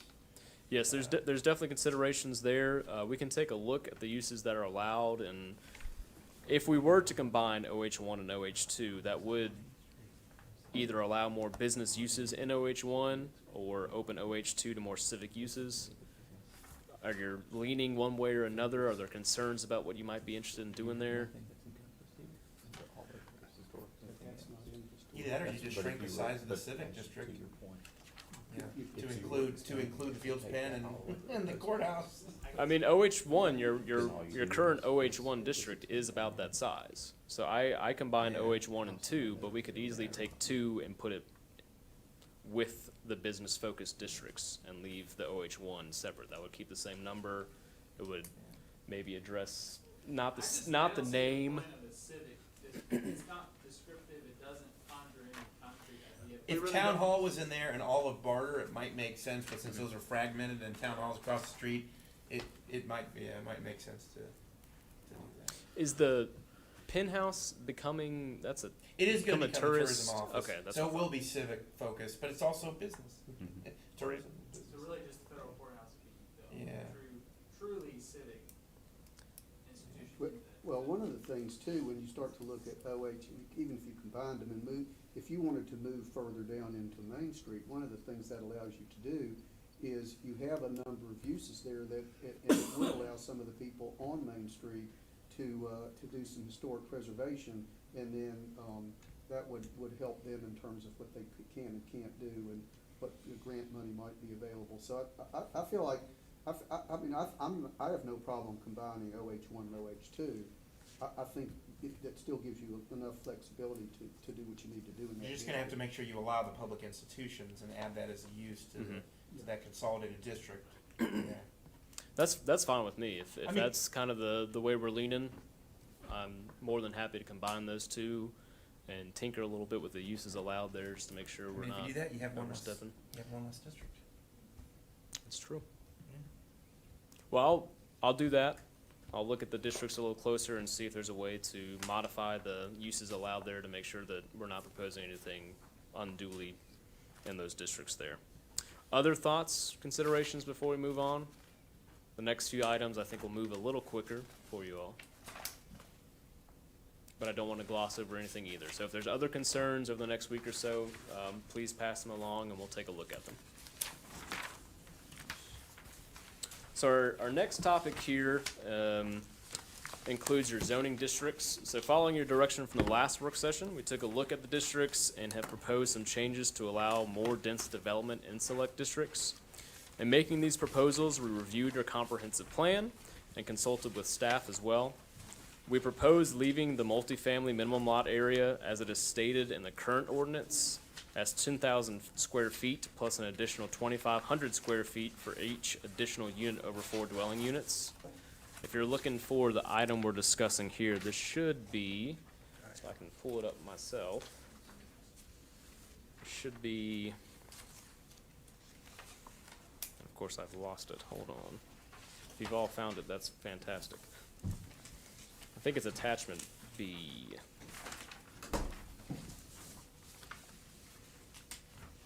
It's actually attachment D, includes the zoning district standards. So that's what we're discussing right now. D is in dog? D is in dog, yes sir, Delta.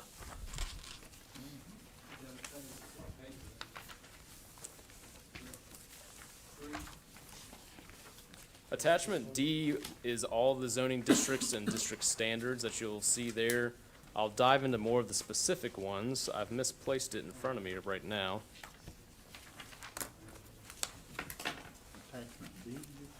D. D. D. It's this one right here, the 8.5 by 11, the portrait. 8.5, all that. Okay. Has everybody got their hands on it? Yeah, I don't think it was labeled attachment D, but it's the only one. Is it the bottom right should say, does it say attachment D next to the page number? No? That It's got isn't. page numbers on it, though. Okay. Well, at least we have page numbers. I apologize. Oh, if it does did- on some of the subsequent pages. Okay, but not maybe on it the was front. just, okay. Yeah. So attachment D there, my apologies, folks. That's what we're discussing right now. And as I was saying, your current ordinance in your R3 and R4 has multifamily at 10,000 square feet plus an additional 2,500 square feet for each additional unit over 4 dwelling units. So doing the analysis or the math there, you're putting yourself at the north end of what your comprehensive plan would like to see for the density in those districts. So we didn't tinker too much with that because we wanted to maintain alignment with your comprehensive plan. What we did do, however, was propose reducing the minimum lot area of single-family homes to 6,000 square feet and two-family homes to 8,000 square feet in the R3 and R4 district, to encourage some greater flexibility in lot sizes in those districts. It's a reduction of 2,500 square feet for single-family homes and 2,000 square feet for two-family homes. And when we proposed this, we took a look at a few other communities. I believe I mentioned them last time I was here, but we took a look at Blacksburg, Farmville, Vinton, and Radford to see similar-sized communities, towns, or smaller cities to see what they were doing. And this is kind of in line with the zoning district sizes there and their similar districts. We also propose reducing minimum lot frontage in the R3 and R4 districts to allow flexibility in design and to address potentially some of the undevelopable lots that do not meet current frontage requirements. So we propose reducing frontage in the R3 district by 10 feet from 70 for single-family district or single-family uses to 60, and for other permitted uses to 70. And likewise, we propose reducing the R4 frontage requirements by 20 feet. So the intent there is to encourage a little more dense development and to allow some development of some other lots that potentially didn't meet those frontage requirements previously. And finally, one of the more substantive changes there in the zoning district standards is for the maximum height for businesses in the B1 district to the same maximum allowed height of residential structures in that district. So the way your current ordinance reads allows residential buildings in B1 to be built to a height of 45 feet. But it prevents businesses to be built to that same height standard, so it's a little strange why it's like that. So we just propose increasing the height of B1 businesses to also meet that 45 square feet, or 45 feet high. Are there any questions? Are you all seeing? Hopefully you have attachment D and we didn't miss it or anything. So hopefully the highlighted ones there indicate the changes that we made in the residential districts. As far as some of the other districts go, we didn't make any changes in the AFOS district other than putting those standards into table format. That's kind of the way that zoning ordinances are going right now, is putting text into tables to make it easier to read and to make it a little less burdensome for anybody trying to develop in your town. Are there any questions, concerns, or thoughts we didn't consider with those district standards? All right. Hearing none, I'll move on. Our last topic, everybody, don't get too excited, is the special and overlay districts. So these districts are separated from the primary zoning districts because they all have some unique qualities, permitting and application requirements, and other features that distinguish them from the primary districts. The special purpose and overlay zoning districts will be found in your Article 5 and includes the Old and Historic District, your Planned Technology District, and the Planned Unit Development District. The overlay districts also include the Downtown Abingdon Arts and Culture District, the Flood Hazard Overlay District, the Airport Safety Overlay District, and the Historic District Entrance Corridor Overlay. So generally, what we did when we were updating this was we reviewed these districts for clarity, editing where needed to clear up some language. We also reviewed them against state code requirements to ensure their compliance, and we had some conversations with staff to identify some process improvements. So the major change, the biggest change across all these districts is simply where the text lies. We moved a lot of text that was duplicative across the districts into permits and applications and administration. Those are two other articles that we'll touch on in a later work session, but it's best to do that so they're not potentially conflicting across the two articles. As we found as we were going through it, there were some things that were a little conflicting, some things that didn't make too much sense that we decided to take out, and we'll address in those specific articles. Now that, the detail to this is what I got in attachment to the email. Okay. So this is what was attached to the email. I don't have any additional comment. Okay. I'm just saying that's what it is. Okay. So I thought it was well done. One thing I think is important, and this gets to, I guess, public comment, is when you look at these things, I hope that, or I think that it would be wise, for example, for at least some consideration be given to the making sure that people like on the Historic Preservation Board get to take a look at the overlay district for the old historic, so they're aware of it. I would say the same thing about the Downtown Arts and Cultural District. I think the folks at Main Street Abingdon ought to be made aware of it. I mean, they should have the opportunity to comment. I think one of the things that would be unfortunate for us to do would be to approve all this without some thought that and all of a sudden have the historic preservation folks find out this had been done, and the same with the folks at Abingdon Main Street. I think it would be unfortunate if they didn't get to see this up front and have the opportunity to comment on that. Absolutely, I agree. And as far as some of the changes that will go, it's really a matter of moving some of the text to other places that it just simply better belongs. So there's not a whole lot of change in terms of what's actually going on in the districts, but we And I actually absolutely thought, agree. again, I think it was much clearer. All I'm saying is, it would be nice to have those folks look at it. Absolutely. Know what's going on, have the ability to say something about it, just so that we don't have people who, in the end of having done all this, are surprised. Yeah, we can distribute that. That's not a problem at all. I mean, that's a good idea. And That's- what I would yeah. recommend usually, because there are more parts of this, and so, once the draft is completed, you all have, kind of given your, initial approval on all of the pieces, we will put a complete draft together and we'll have an open house. And so I would say that's a great time to invite those people to review it. And we can still make changes to it at that Yes. point. Yes, after the Right. after the open house, we will come back to you all to say, hey, this is what we've heard from these various groups, these individuals, and you all can edit and make changes based on that. That's a great idea. Give them I guess I'm input. of the opinion that if Yeah. you send it out and you have open houses, people don't show up. I think, for example, for the historic preservation folks and folks on Abingdon Main Street, they need to say, hey, this may impact you. Yeah, We sure, I think like it's a it. good idea. I think maybe what Rebecca was saying is maybe we wait until, I got no issue sending, circulating out that way as well and say, hey, if you have comments, we encourage you to come to the open house as Right. well. And then maybe get it in a more polished draft form and we send it out kind of Yeah. comprehensively. And I think that's fine. Yeah, I think it's a good idea. That's great. Yeah, absolutely. We'll definitely take that in We might consideration. send it to Rick too if he asks nicely. I'll ask nice, but the only thing I was gonna mention is that, the old historic can be really complex for the layman who, most of the HPRVR, as well as, the zoning board here. And I would suggest, and I would hope that maybe that someone, that this could be sent to, not the rest of the town, but the O&H district, sent to DHR. And let DHR look at it and see what they would think about what the proposals would be. And it's just an ask, it doesn't have to take any suggestions they might have. But since DHR is who controls the purse strings in what you can get in grants and, federal tax credits, federal state tax credits, I think it would be to the benefit to kind of get them in it somehow. I don't know how Mr. Morani feels, you might not wanna go too deep, but you might wanna just let them. Will they comment on something like this? Will DHR actually take the time Well, that's a to do great that? question. I don't know. I mean, it wouldn't hurt to send it to That's a them, great yeah. question just to ask, Yeah, Yep. yeah. I'm not If you sure if hand they would deliver it, comment. they might. Well, and again,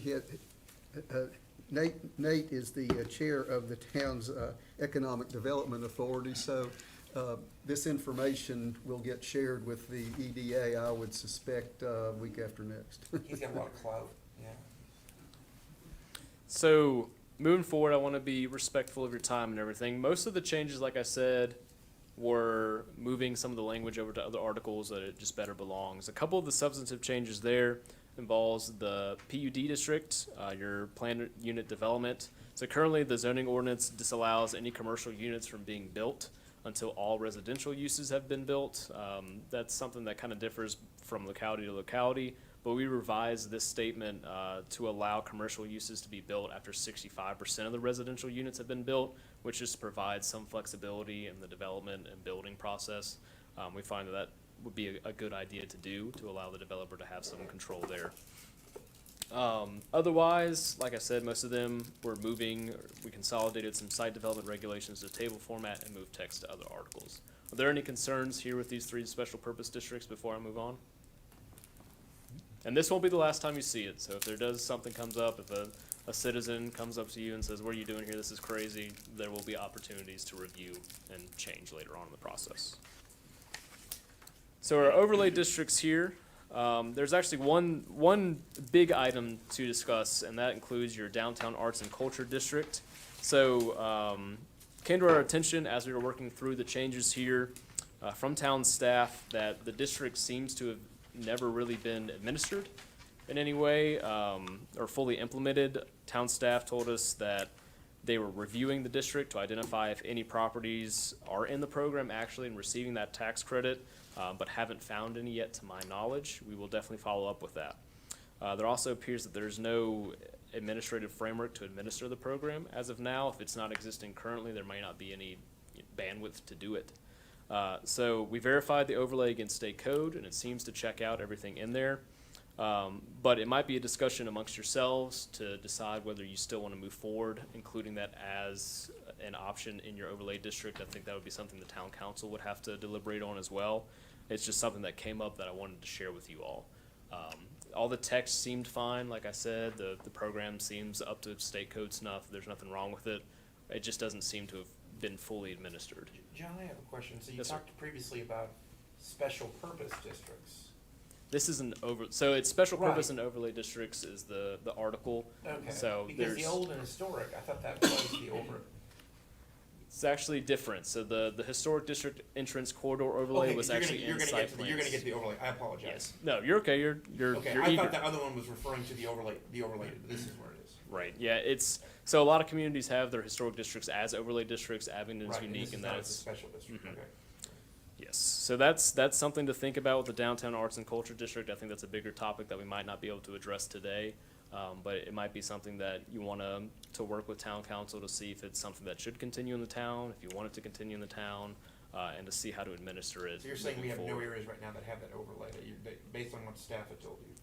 From what we understand, they couldn't identify any, it's essentially a tax credit for arts and culture type uses, and includes a certain number of uses in there, that I've included in article, or your attachment D. So you might want to take a look at it. They couldn't find any record that any were actually in the program. Not saying that's a bad thing to include. It could be very beneficial to the town, but it doesn't seem to be in use right now. You know, I wonder if that downtown arts and culture ought to be incorporated with the business district there as well, because of things like tax credits, enterprise zones like that. I mean, you have it says downtown arts and culture, but you do have area covered by downtown or Main Street Abingdon, which would be in about the same place. So I don't know if you want to combine something like that, but that might make some sense. And a lot of the downtown arts and culture specifically is on the outskirts of zoning, really. It doesn't really have any implications for your zoning. It doesn't affect buildings or anything. It's just a tax credit. It's included in your zoning ordinance, and we left it in there, but it's not really a land use Why it would item. even be in the zoning ordinance, I Right. guess. So that's something Yeah. that probably needs to be a bigger consideration, to see if it should be moved out of the zoning ordinance and to see if it exists at all. Because it really doesn't impact any sort of land use outside of tax incentives. Airport safety, we just ensured alignment with the state code and county's regulations, moved some text to other pieces of the code as well. No, not too many changes were made there overall. And then your historic district entrance overlay corridor, we moved that from your site plans. It was in your site plans section. Moved that to this section for ease of use, and also moved some of the text related to the issuance of a certificate of appropriateness to Article 3, permits and applications. So there are, you'll see that in your attachment E, I believe, is the actual boundaries for that district. But otherwise, we didn't make too many changes. Any of the changes we'll make will probably come in with the permits and And applications. that all had to be changed recently, Okay, because we had entrance areas that we called entrance corridors that weren't. okay. And so that, I'm thinking that was done last year, year before. Okay.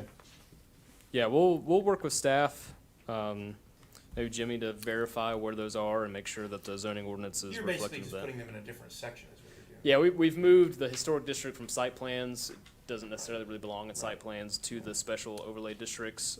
And then some of the text that was pertinent to other parts of the code, we moved to permits and applications. And then the flood hazard overlay, it's a very complicated, flood hazard it's difficult to interpret. I'm sure Mr. Berg would understand that as well. We are reviewing that against, DCR's model floodplain ordinance and federal requirements, and we'll be working with your town engineer just to make sure that it's all up to snuff and works well for developers and the town at large. So we'll be including that along with the next work session, and there'll be some changes there, I'm sure. We just didn't have the opportunity to fully review it for today's work session.